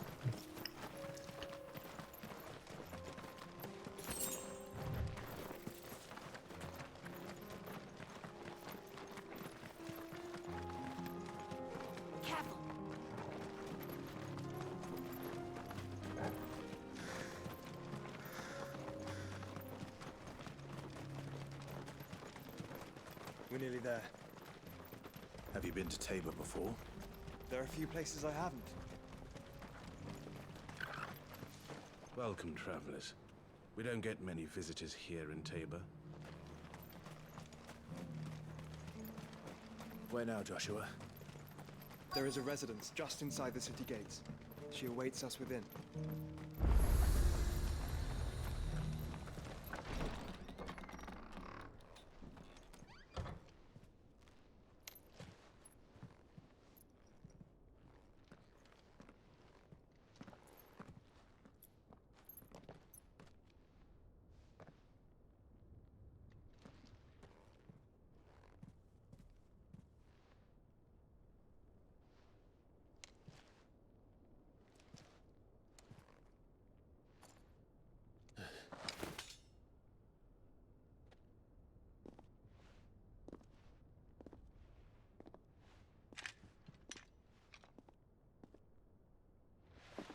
My Lord Marquis, it is an honor. I am Yote, Knight of the Undying, charged with the protection of His Grace Joshua Rosfield, Keeper of the Flame of the Phoenix. Of course. It all makes sense now. Would you care to elaborate? The Undying are loyal servants to the ducal throne. Or more specifically, to its heir. They have served our family for generations, albeit from the shadows. Since their inception, they have been tasked with the preservation and enactment of the rites of ancestral communion. After the events at Phoenix Gate, it was the Undying who delivered me to safety. And since the day I left Rosaria, Yote has been my constant companion and protector. Without her sword, I would not have survived my journey across the realm. Rise. Lady Yode.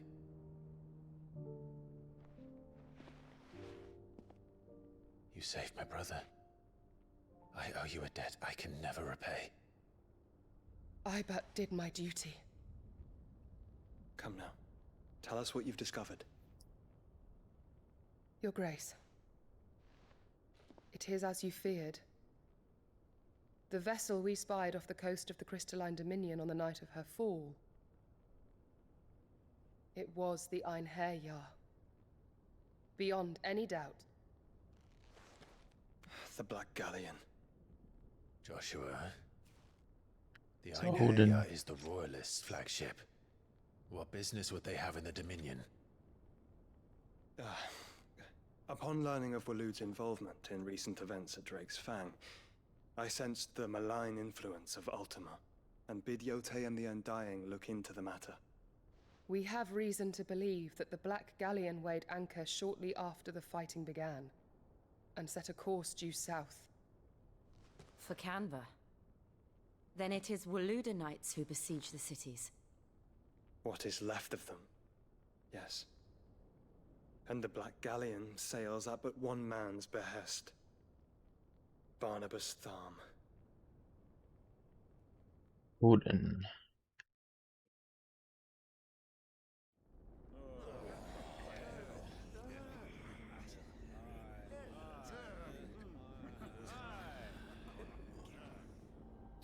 But are we truly safe here in the Agora? The city guard have been paid, if that's what you're implying. All the more reason for them to run. Well, you are free to leave, Lord Minister. Markets abandoned, warehouses aflame, blackened hulls choking every port in the capital. Canva is ruined. The realm teeters on the brink of chaos, and all you can think about is commerce! Forgive us. We were not aware Dhalmekia now subsisted on charity. How dare you?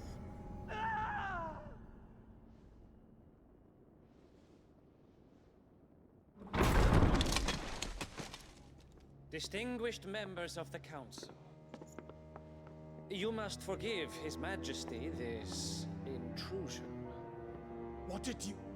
What is the meaning of this? A trifle crowded, but I fear it will have to serve, my liege. Very well. My colleagues, do you not see? The king! He has come to save us from the Akashic!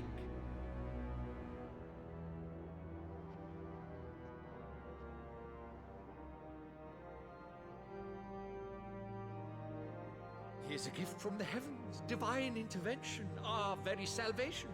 And of course, if it is compensation he requires, we would be most willing to negotiate a fair price for services rendered. Fools. Your ignorance unbecomes you. Your Majesty, correct me if I'm wrong, but I would swear that the fiends washing the cobbles of Canva with the blood of her citizens wear the colors of Waloed. Ha! So you do not deny it. Guards, fetter them, and see our guests to the dungeons!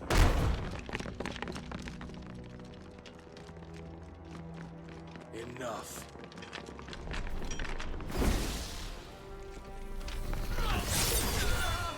Yeah, nobody really stands a chance against a dominant. Pathetic creatures.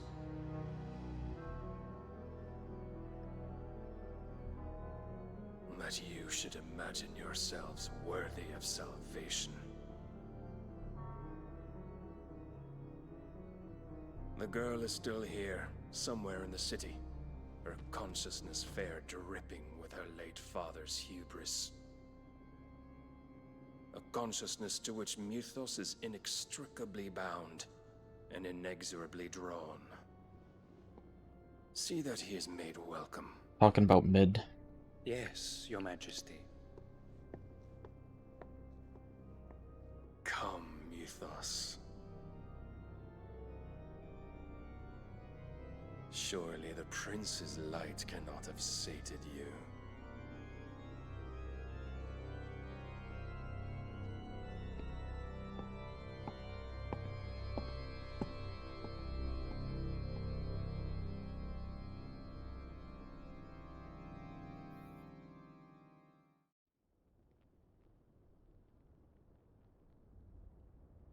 So then, how long has Waloed been under Ultima's control? How long indeed? Based on what we know of Barnabas's actions, I would guess some few years, mayhap more. But to what end? What does Ultima want? The tapestry. Show them. Oh, that thing in the ruins.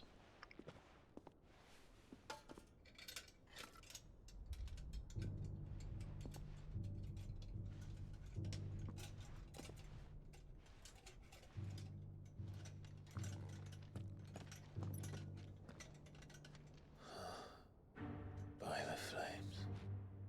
Phoenix Gate, Drake's Breath, and now here. But what is it? It is old, ancient, even.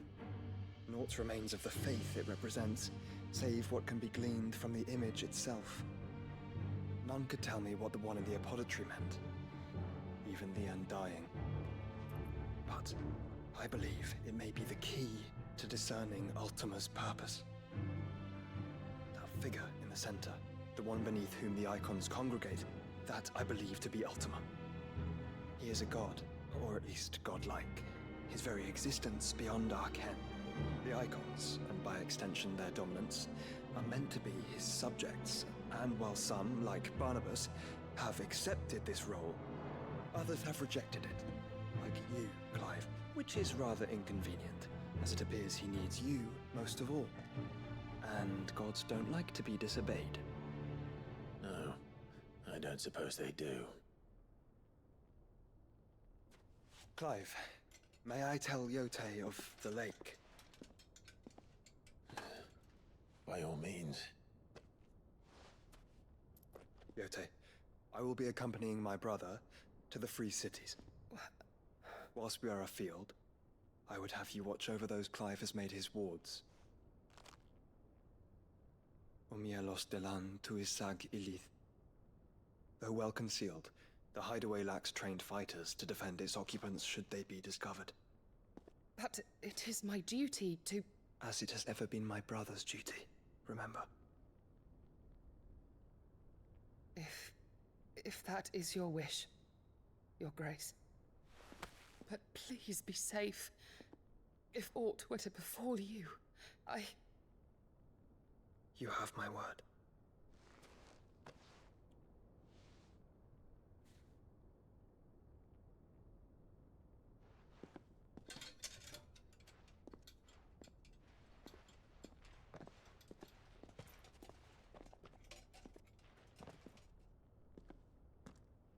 Farewell, my lord, my lady.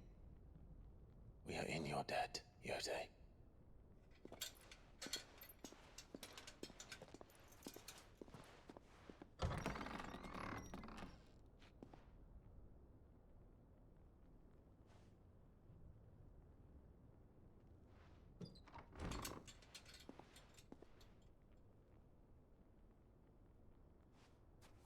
Let's find our friends.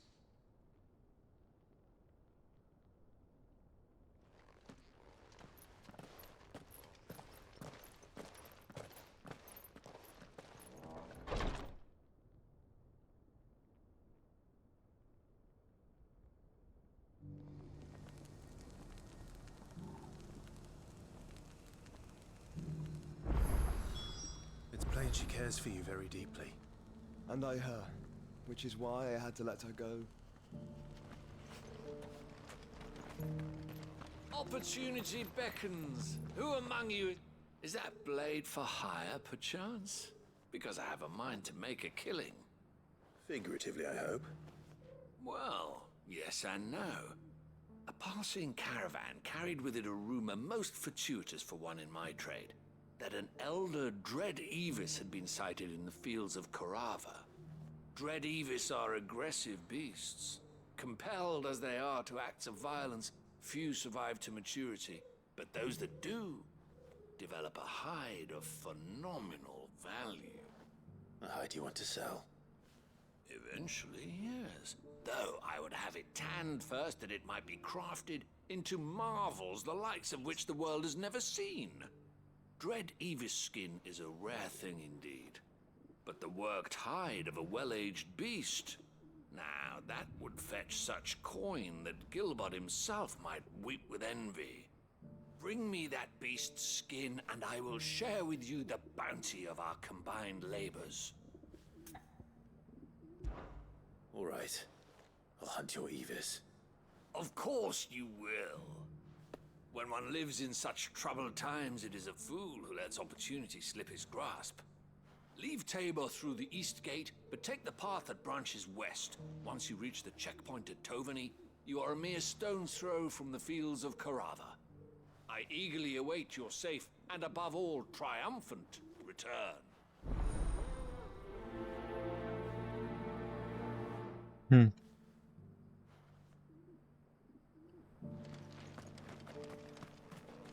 What brings you to our humble village, young man? If it's our artisans you're here to see, then please. But do try not to interrupt their work.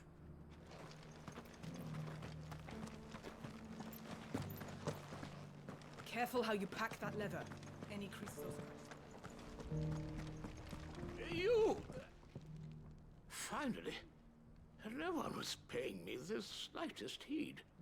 Is something wrong? At the university, the students would hang on my every word. Sadly, this far from home, I'm just a vagrant greybeard. The university? You're a scholar. A specialist in ancient cultures. The most accomplished in all Valisthea, some have said. Not that I look the part in these tattered rags. In my heyday, no obstacle could have kept me from my studies. Yet here I am, a wizened windbag, bested by the many steps of Tabor. The answers I seek lying just beyond my enfeebled reach. Would you do an old man a kindness and brave the stairs in my stead? You'll be amply rewarded, of course. Climb the stairs and... And memorize a few inscriptions for me. Assuming you know your letters, that is. Some courteous soul is rumored to have carved clues to Tabor's rich history into stones dotted about the village. 3 of them, to be precise. 1 each to the north, south, and east. I'm here in the hope that those carvings might shed light on a riddle I've been pondering for some time. Namely, the otherwise undocumented origins of Tabor's unique people. People quite unlike those of neighboring lands. I can't promise I'll remember everything perfectly. Remember what you can. I'll piece together the rest. Make for the domed pavilions, and you'll have no trouble finding the stones.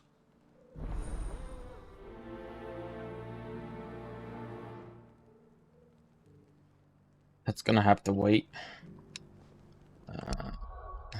Now we can explore. Alright, Martha's Rest.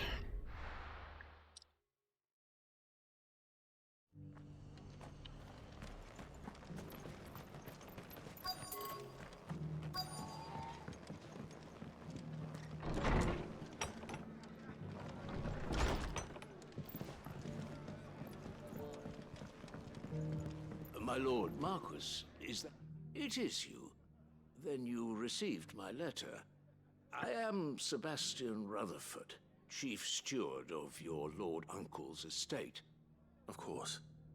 We met once before. Yes, my lord. Thank you for coming. And what was so sensitive that you couldn't put it in writing? 1,000 apologies, my lord. I did not mean to offend. I merely... It's all right. Continue.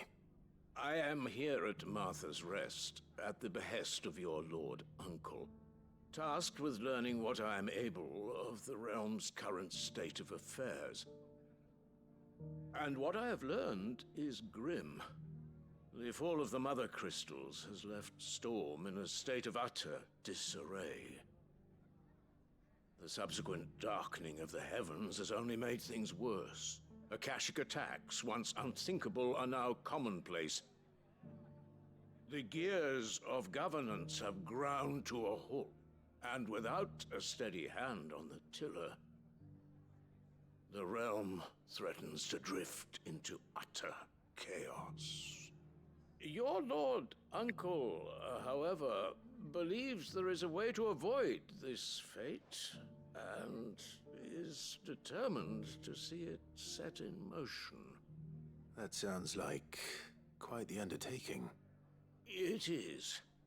Hence my having enlisted the aid of several colleagues serving the 7 high houses. Alas... Alas? I have lost contact with 2 of those colleagues already. They are both able-bodied and trained in the sword, yet in these dark times, even that may not prove sufficient to keep a man safe on the road. So you want me to find them? I'll need to know where they went.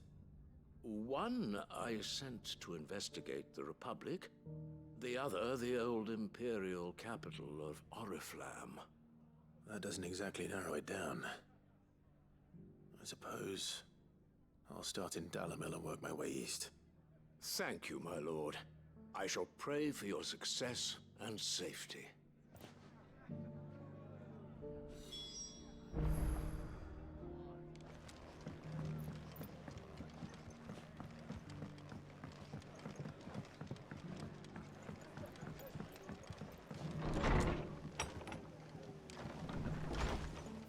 Mm-hmm. Let's go here.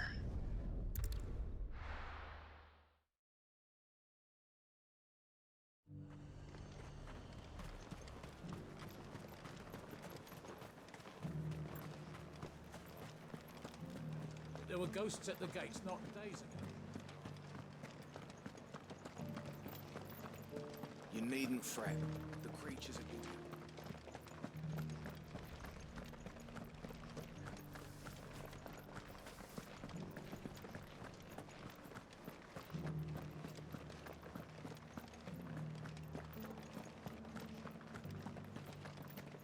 The meadows then.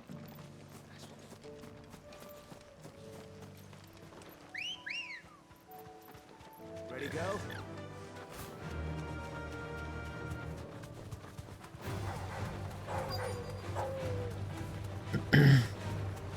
Ogre said I should be able to find what I'm looking for somewhere nearby.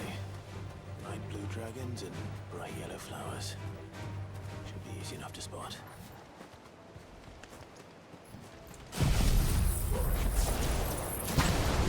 This must be our wyvern. All right. Let's get this over with.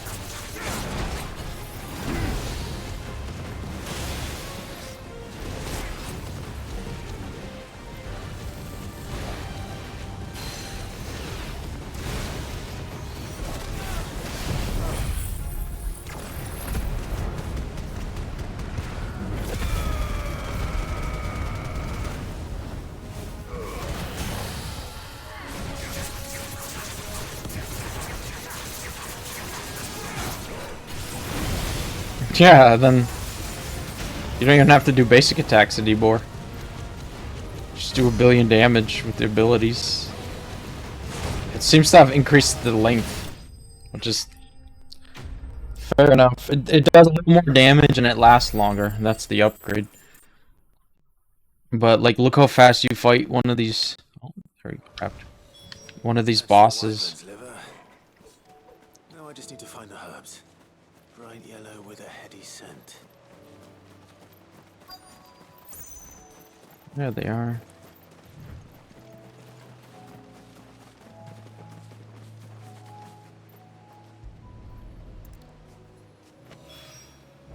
I think that's everything Molly needs to resurrect her recipe. Seems the hideaway's lost its appetite. So, did you have that word with Tomes then? I did, and he was as helpful as ever. He told me exactly where to look, in fact.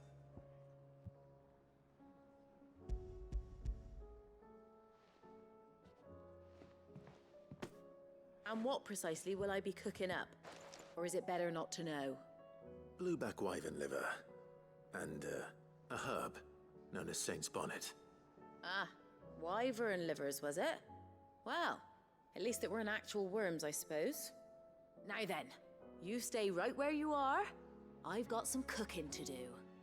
Let's hope these grand old chefs of yore knew what they were on about.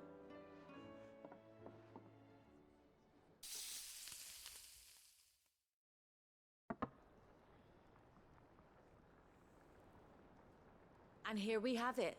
Fried mortress of skyworm. Ivan's offered to make sure it's fit for consumption.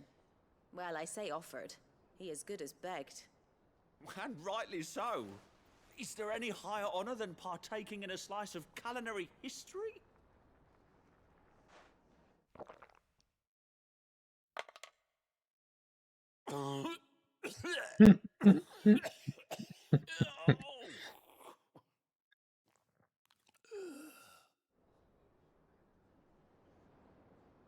So, not fit for consumption then? What witchery is this? The crackle of the crust gives way to an almost violent richness. Yet, it is the piquant kiss of the saint's bonnet that tames this savage dish. It is a tour de force, a force of nature even, a maelstrom of flavor and sensation, a graceful beast emerging from centuries of slumber. I think he likes it. Well, I can't quite tell with all that nonsense he's talking. But I reckon you might be right. It was decent then, I take it. Decent? I'll be right back.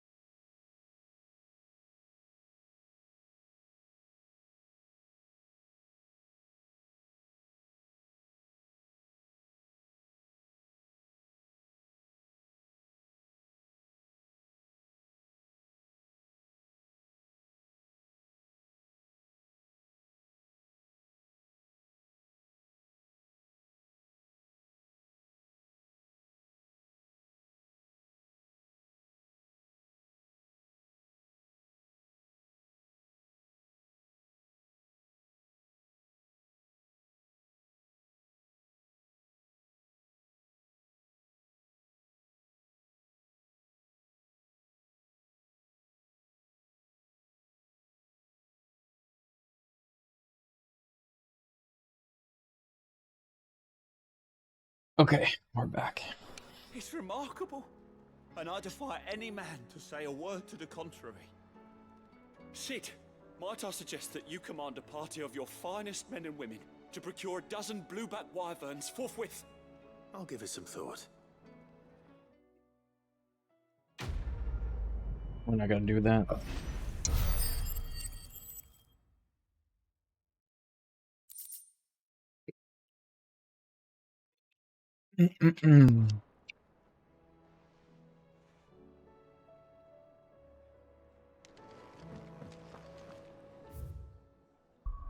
The mill.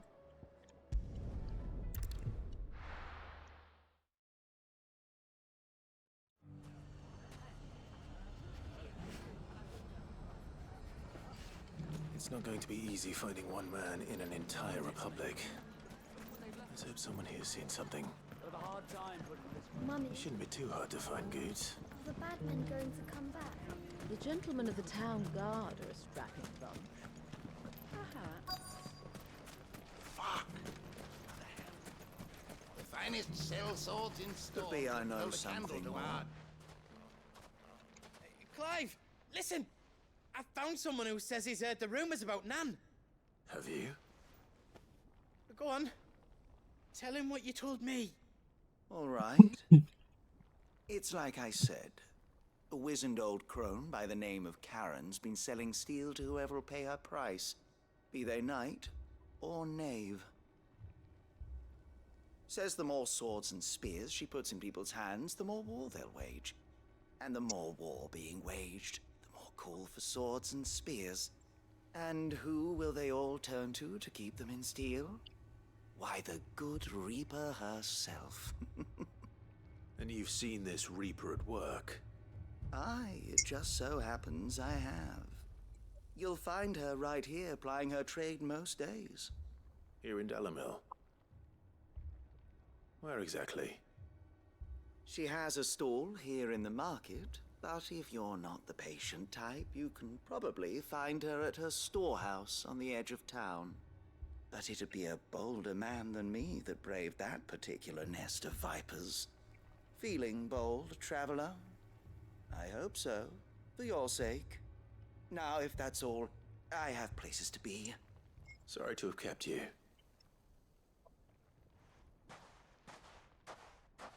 You don't think Nan's the Reaper, do you? Not unless she's discovered the secret of how to be in two places at once. Eh?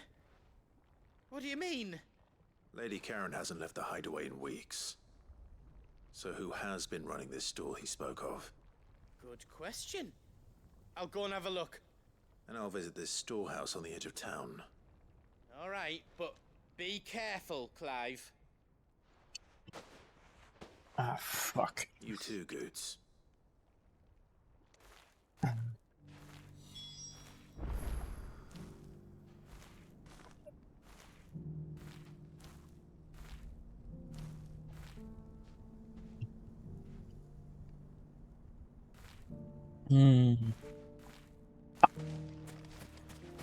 Finest cell swords in store.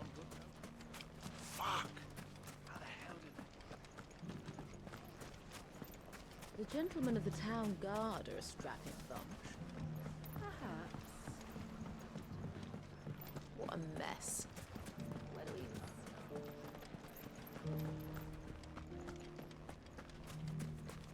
You fought very bravely.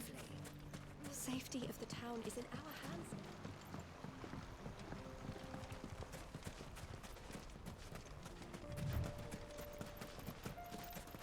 Time to brave the Viper's Nest.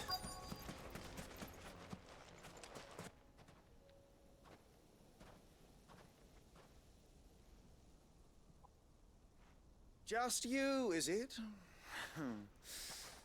Thought I might have laid it on a bit thick. It was a fairly unconvincing tale. So, what now? That's up to you. Die a slow death, or a quick one. Boys, he's all yours. But that sword is mine.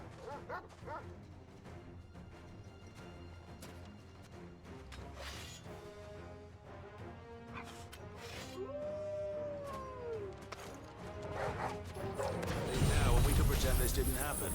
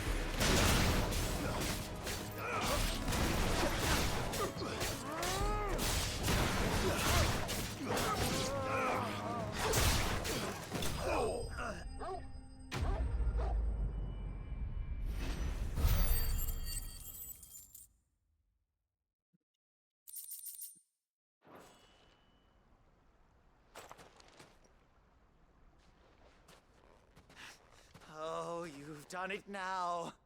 Go on. Tell me what I've done. When the Borgwyn finds out you've killed his men, he'll have your head. He only wanted that bull of a manservant, the dim one always clinging to Karen's skirts. You weren't even supposed to be here. Who the hell are you anyway? What were you going to do to him? The Borgwyn wanted him to get to Karen. I was only supposed to point the lamp in the right direction once he arrived in Dalamil. But then you turned up. Well, go on then. If you're going to end me, end me. You're not worth the effort. Now be gone, before I change my mind. Fucking coward! I need to find Goots. Right now.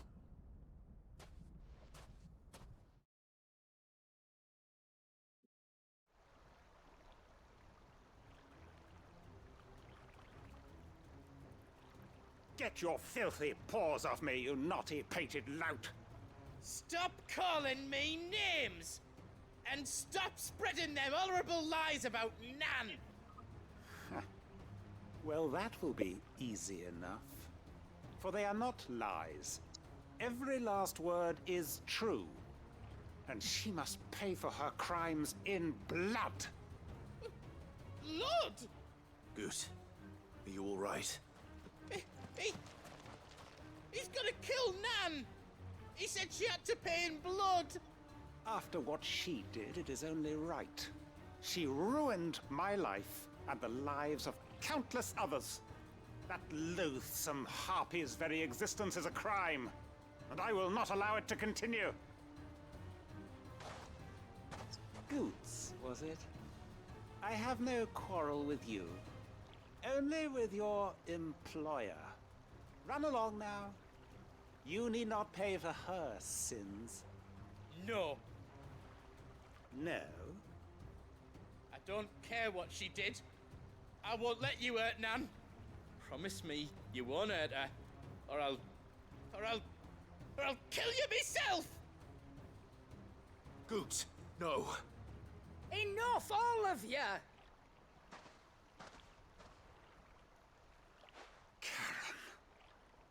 But how did you? You're a sight less clever than you think you are, the pair of you. Did you think I wouldn't notice the two of you slinking off together? Well, the whole thing got me thinking, who in Dalamil might bear me a grudge? And a certain snivelling shit I ran afoul of in my fairy years came to mind. Though it was just Bogan. back then, wasn't it? I thought the years might have taught you some sense, but I see you're the same pants-pissing craven you've always been. What was it we called you? Wet legs? You bitch! Everything that happened, it was all your fault! And now you'll finally pay for what you did to me!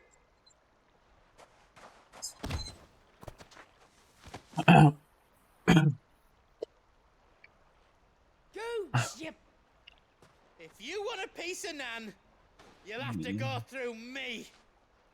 Fuck! You great galoot! Out of the way, I can handle this myself. So, wet legs, you remember what you told me when we last met? An eye for an eye. Wise words, wise words. And now, it's time to collect.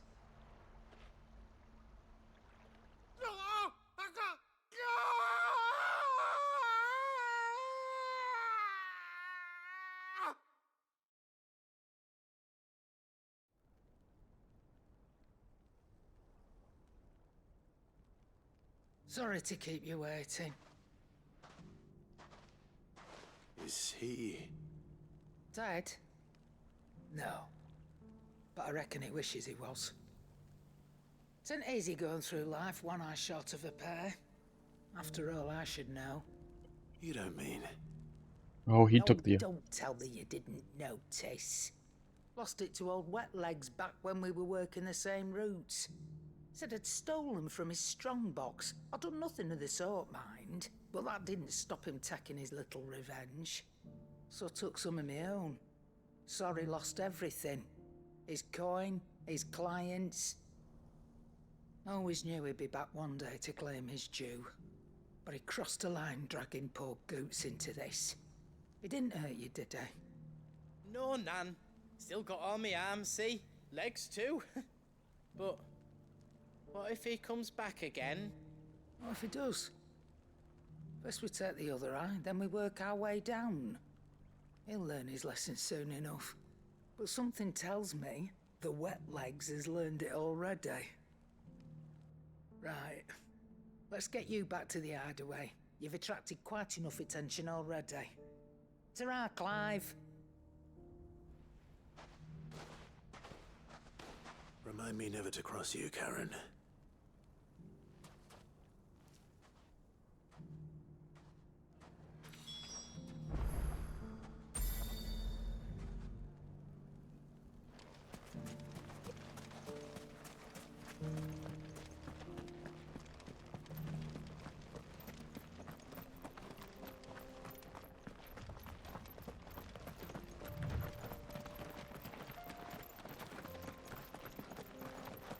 Someone's got himself in trouble.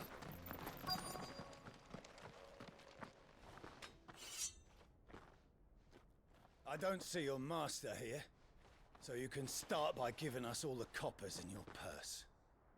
I already told you, I have nothing. Then maybe we'll take that pretty outfit and the steel you're wearing. Please!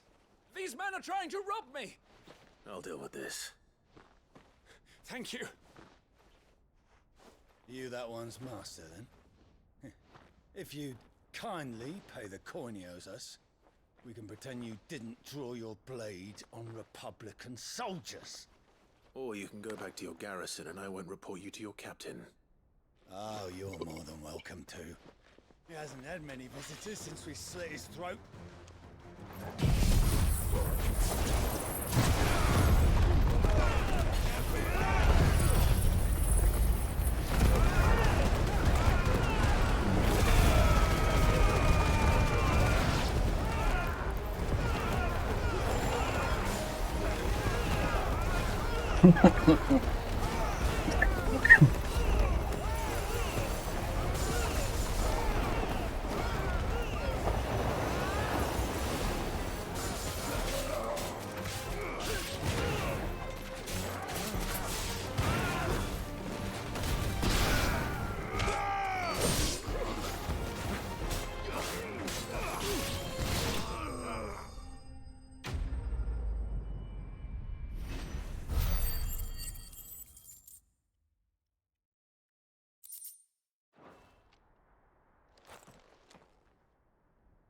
expect as much from Hugo's faithful, but these were men of the fist.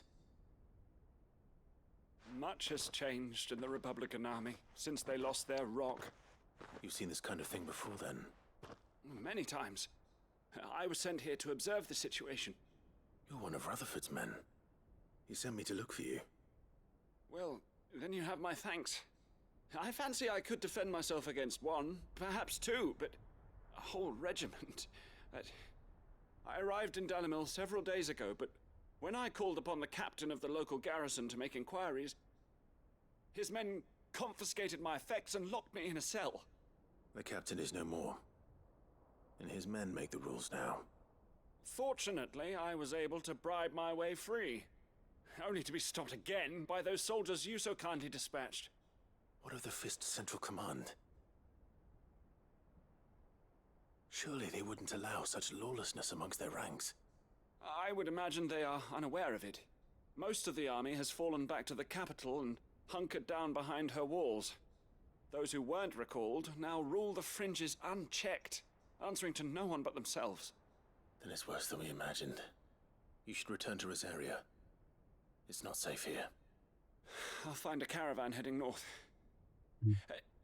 You won't mind if I borrow one of these soldiers' coin purses?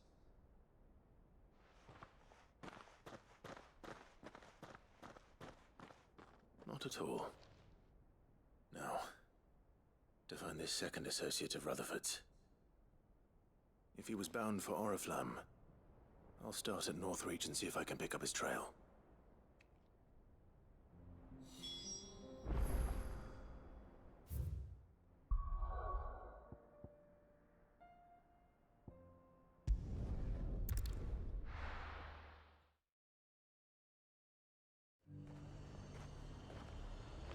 There's a lot of road between here and the capital. Rutherford's man could be anywhere.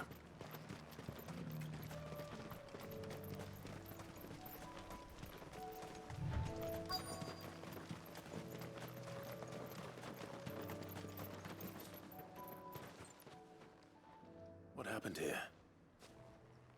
If you're with the others, they've already relieved me of my belongings. I'm not. I'm looking for someone who was sent here by a man named Rutherford. And then you found him. That was easy. Alistair Rockford, attendant to the Lady Ariane of House Wellesley. Of the 7 high houses of Rosaria. It's been a long time since last I saw my great-aunt. Is she well? My Lord Marquis? Yes. Yes, she is. The Lady Dowager has granted me leave to assist your Uncle Stuart. I was on my way back from the old capital when I saw some villagers being robbed on the road here. Bandits? They looked more like field hands, but it didn't matter in the end. I did what I could to help the victims, but all it earned me was a pommel to the temple. Which way did they go? South, toward the gate. All right. I'll take care of them. Founder knows I've met enough of their kind. You head back to Northreach, visit the Vale, tell them I sent you. Thank you. I shall. Founder be your shield.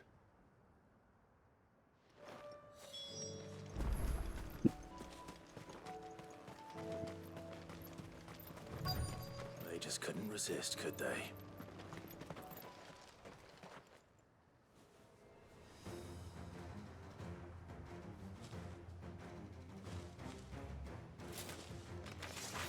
This one's ours, pretty boy.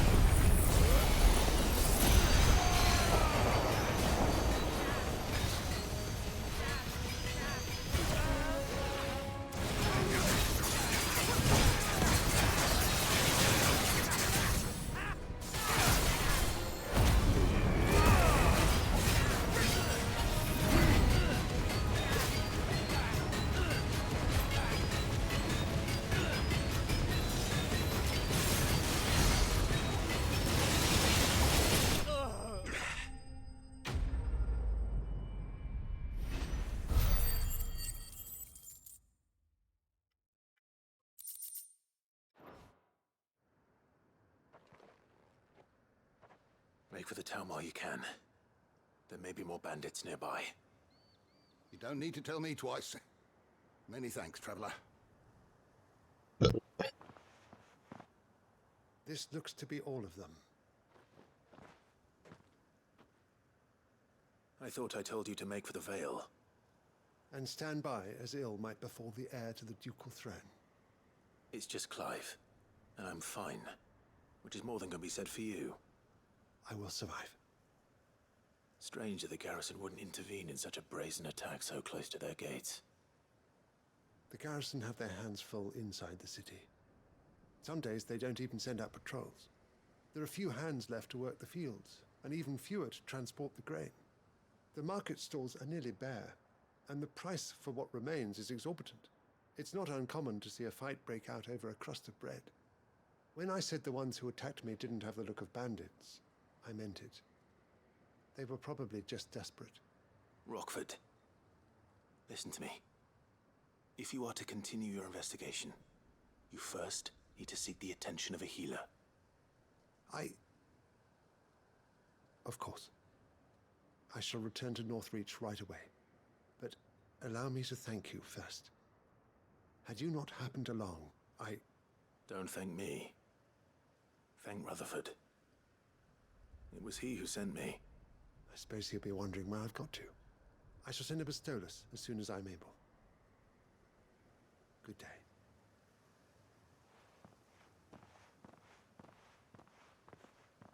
My uncle certainly has his work cut out for him.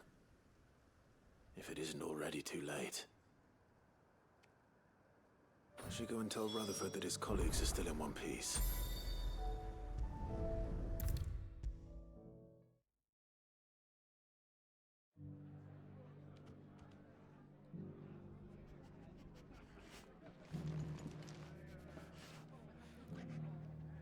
I see you're still here. The Rest's location affords a constant flow of traders, and with it, a constant flow of information. Speaking of which, I received word from both my associates. They have resumed their investigations, thanks to you. I only happened to be in the right place at the right time. They both seem to think the realm's prospects rather grim. I am afraid that grim would be putting it lightly. Storm is in crisis, and if we are to free her, we must work quickly. And we must work together. Such is your Lord Uncle's wish. As it is mine.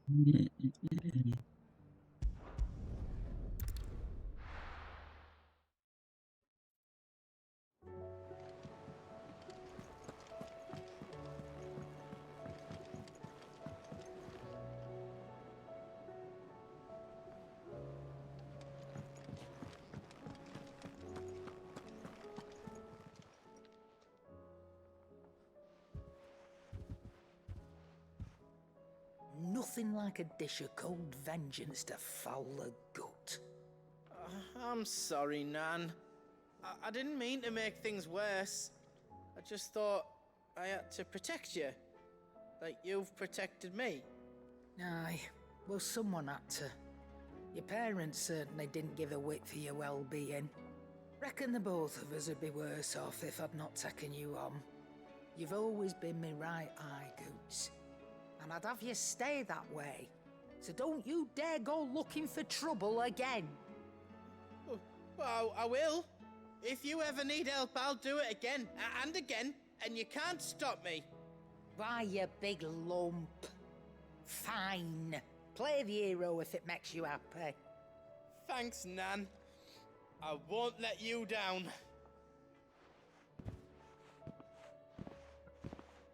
There's nothing he wouldn't do for you. That's as maybe.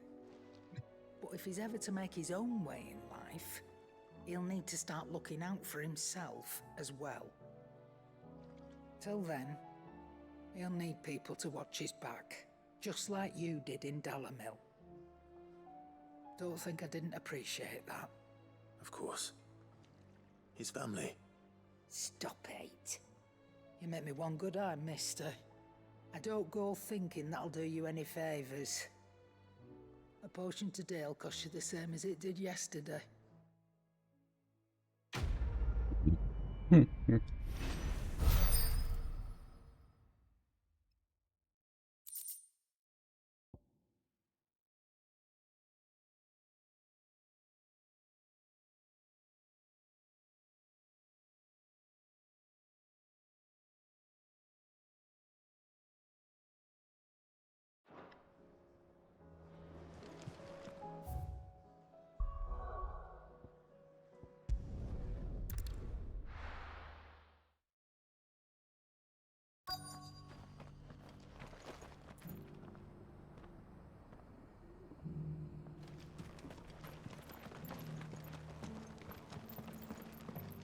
Careful how you pack that leather.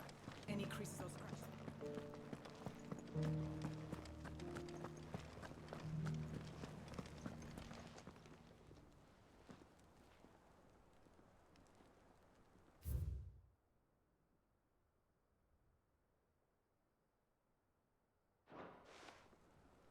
Farmers must have settled here in Tabor. Recent quarry's been hard to find since the skies turned. It has indeed. Can't blame the Thank beast. you for the deal, Egg, mister.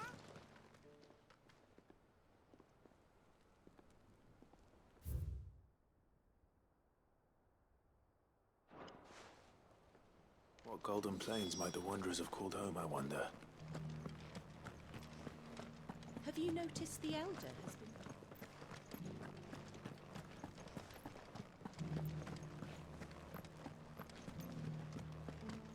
So it's these stones to Canva, and the rest of the boxes to Dalamil.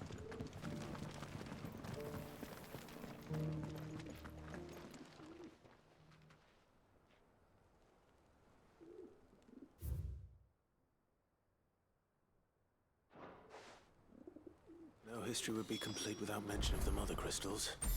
I should speak to the old scholar before I forget everything I've read. Well, scholarly sorts like him always are, aren't they? How are those new boots treating you? The engravings were in good repair considering their age. Oh, what that I could have seen for myself. Oh, come, don't tease me now. What did you learn of this place and its people? Let's start with the engraving to the south, shall we? What did it say?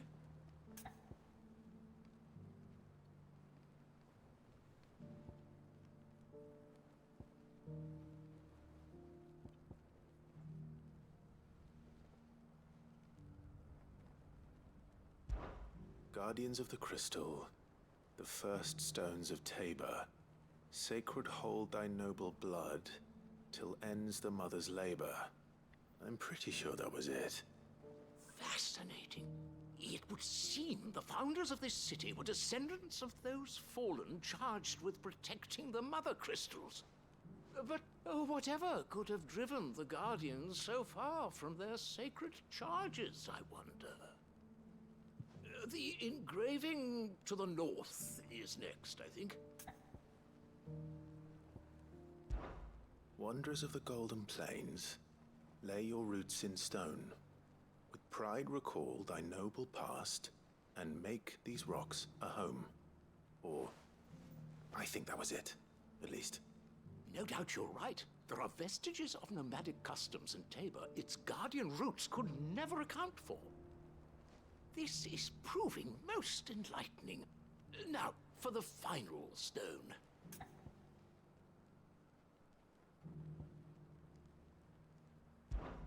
Children of the hunters, now tillers of the land, reap her promised blessing and give praise her gracious hand. That's all three.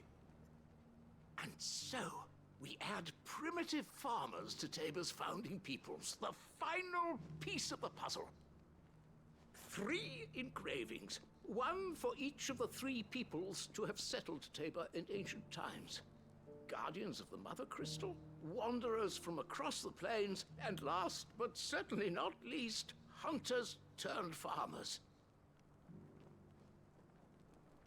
Little wonder it was so difficult to trace the roots of Tabor's culture. Those roots reach down through 3 distinct traditions. Nonetheless, one cannot help but wonder why this fact is not better known among scholars, given that the stones stand here for all to see. Too many stairs, perhaps. Ha! Too many by far. Here, and thank you.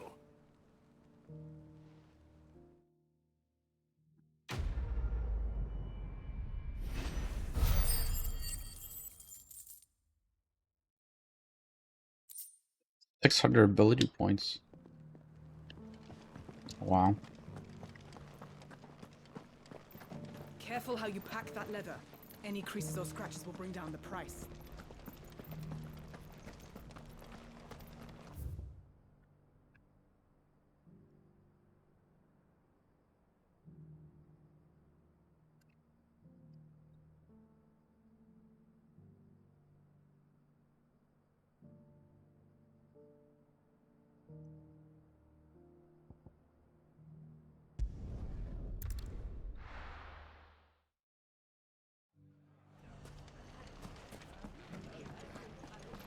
The bandits may be no more, but look what they've left us with. We'll have a hard time bringing this. Mummy, are the bad men going to come back? The gentlemen of the town guard are a strapping bunch. Perhaps.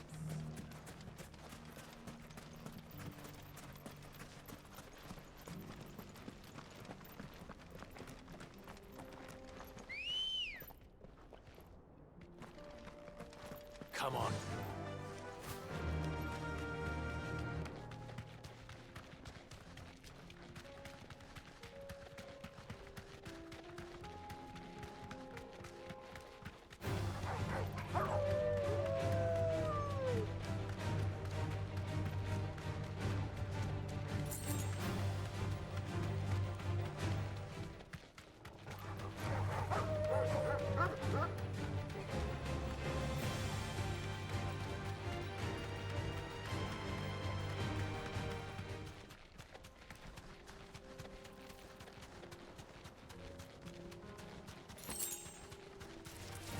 This might take. Oh, there's the boss here. Category.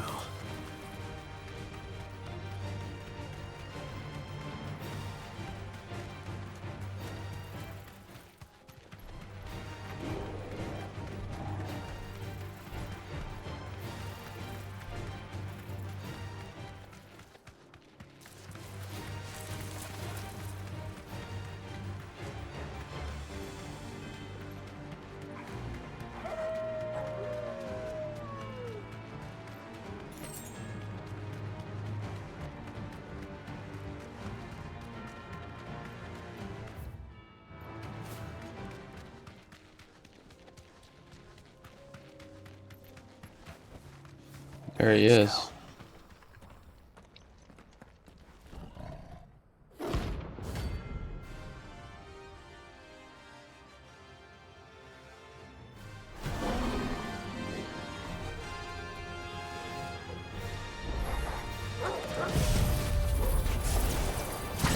the pack, is it?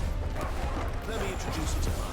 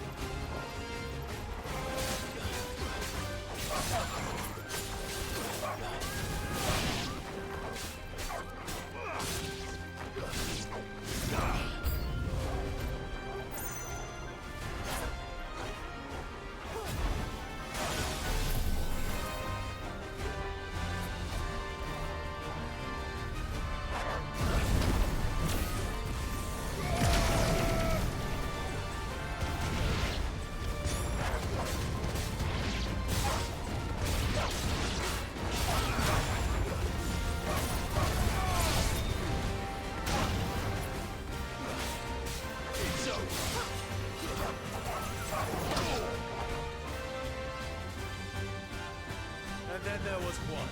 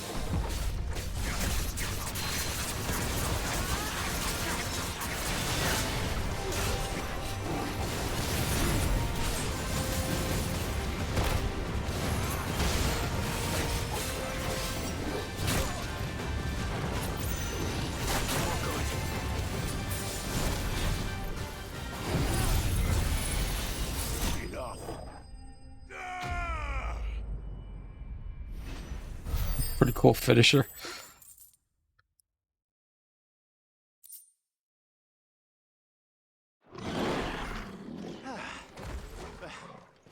That wasn't too bad, was it, Torgal?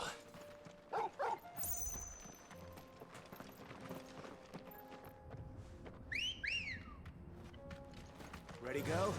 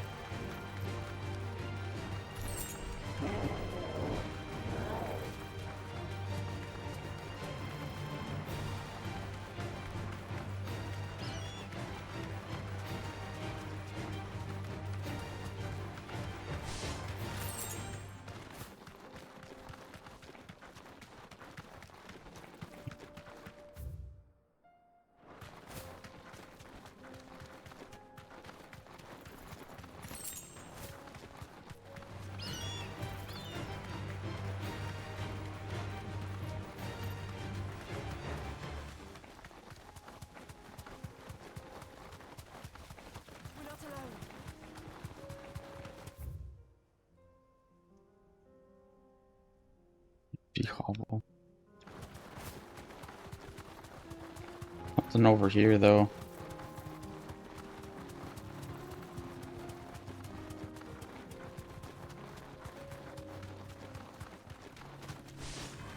Time to fight.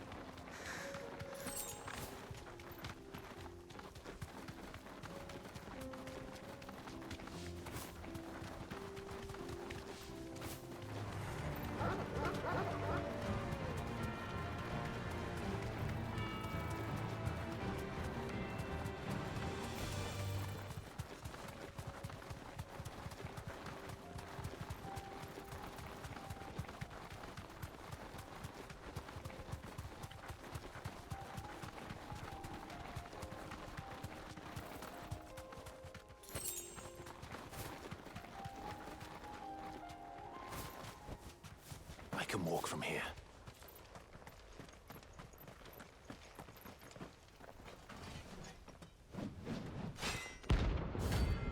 The 10 of clubs.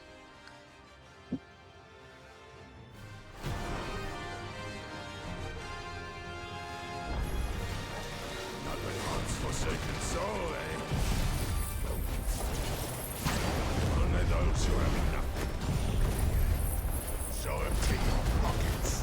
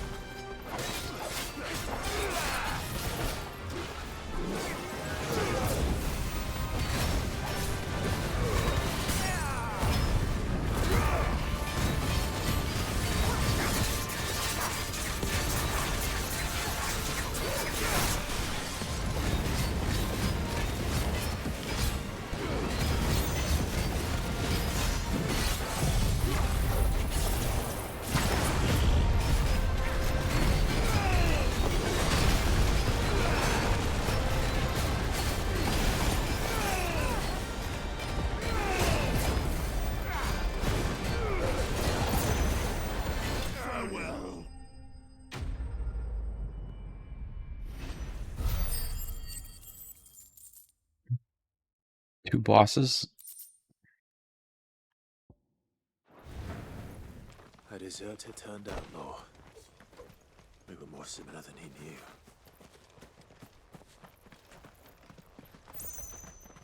knew.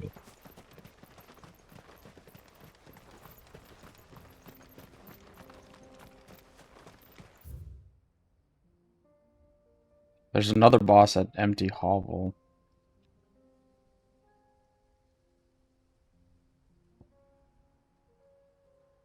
Titan's Wake.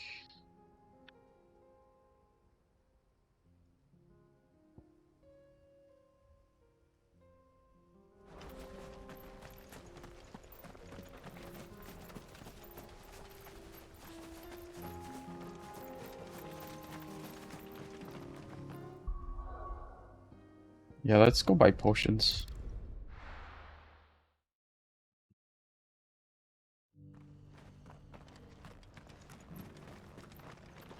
Welcome, welcome. A fine choice. Of course. Anything else? Of course.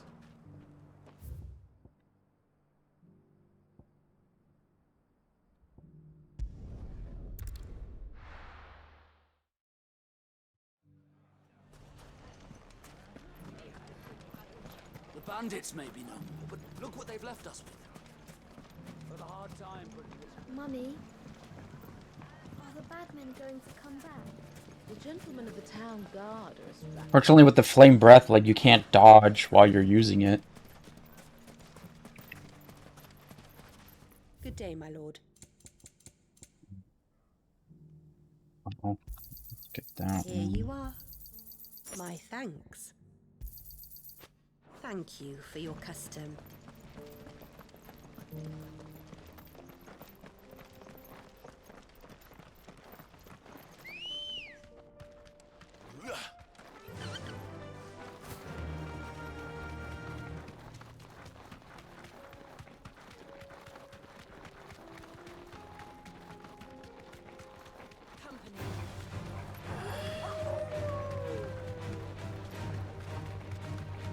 That's better.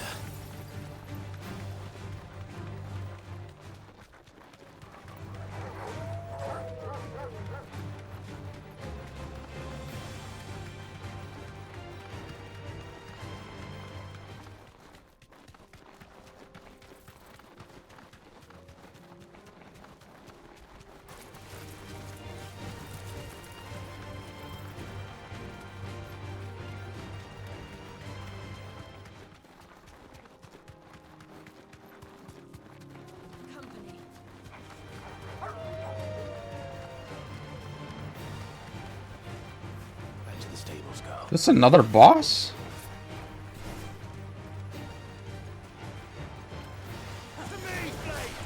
No.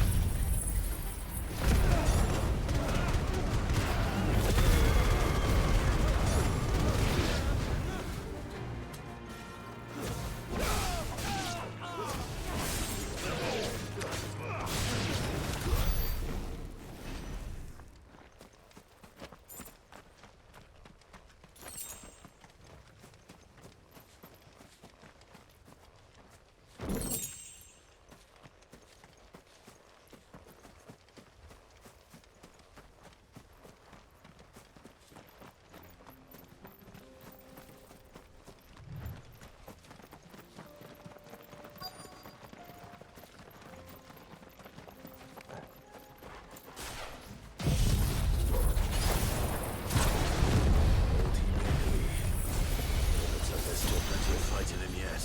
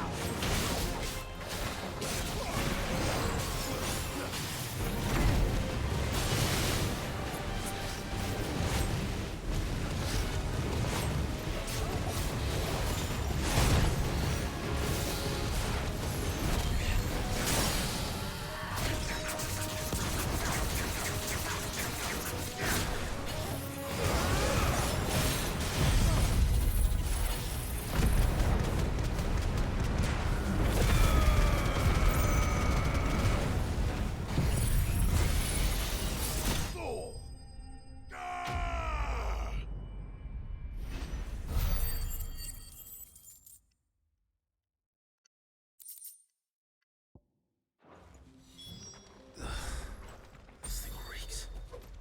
The sooner it's off my hands, the better.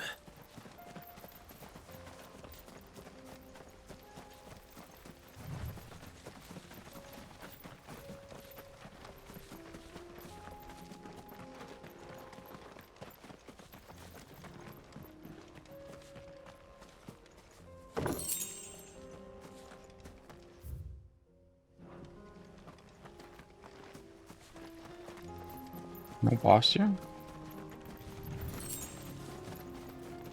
No, that's it. The bugs.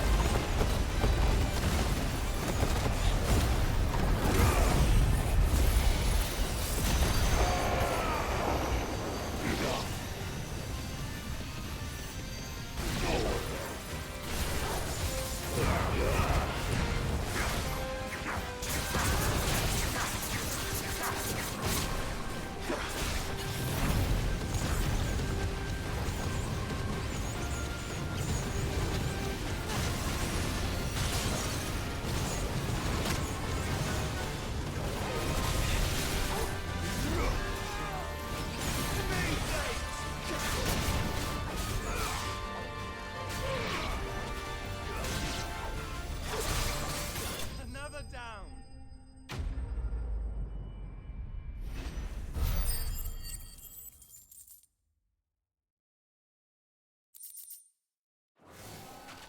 Okay. Peace at last. 3 bosses in this area. Wild. Let's hand in the side quest.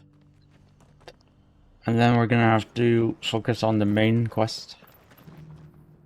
Here's your hide, as requested. I worried you might never return. Quickly, let me see it.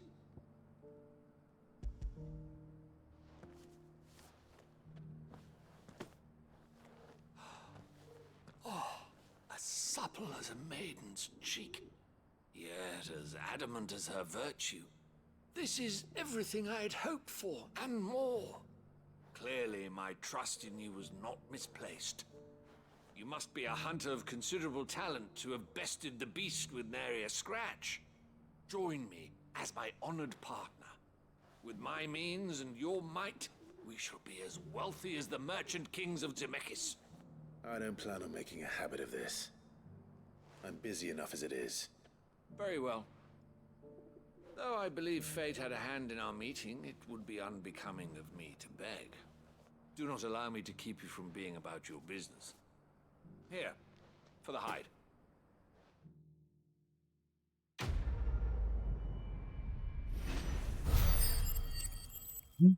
Level up.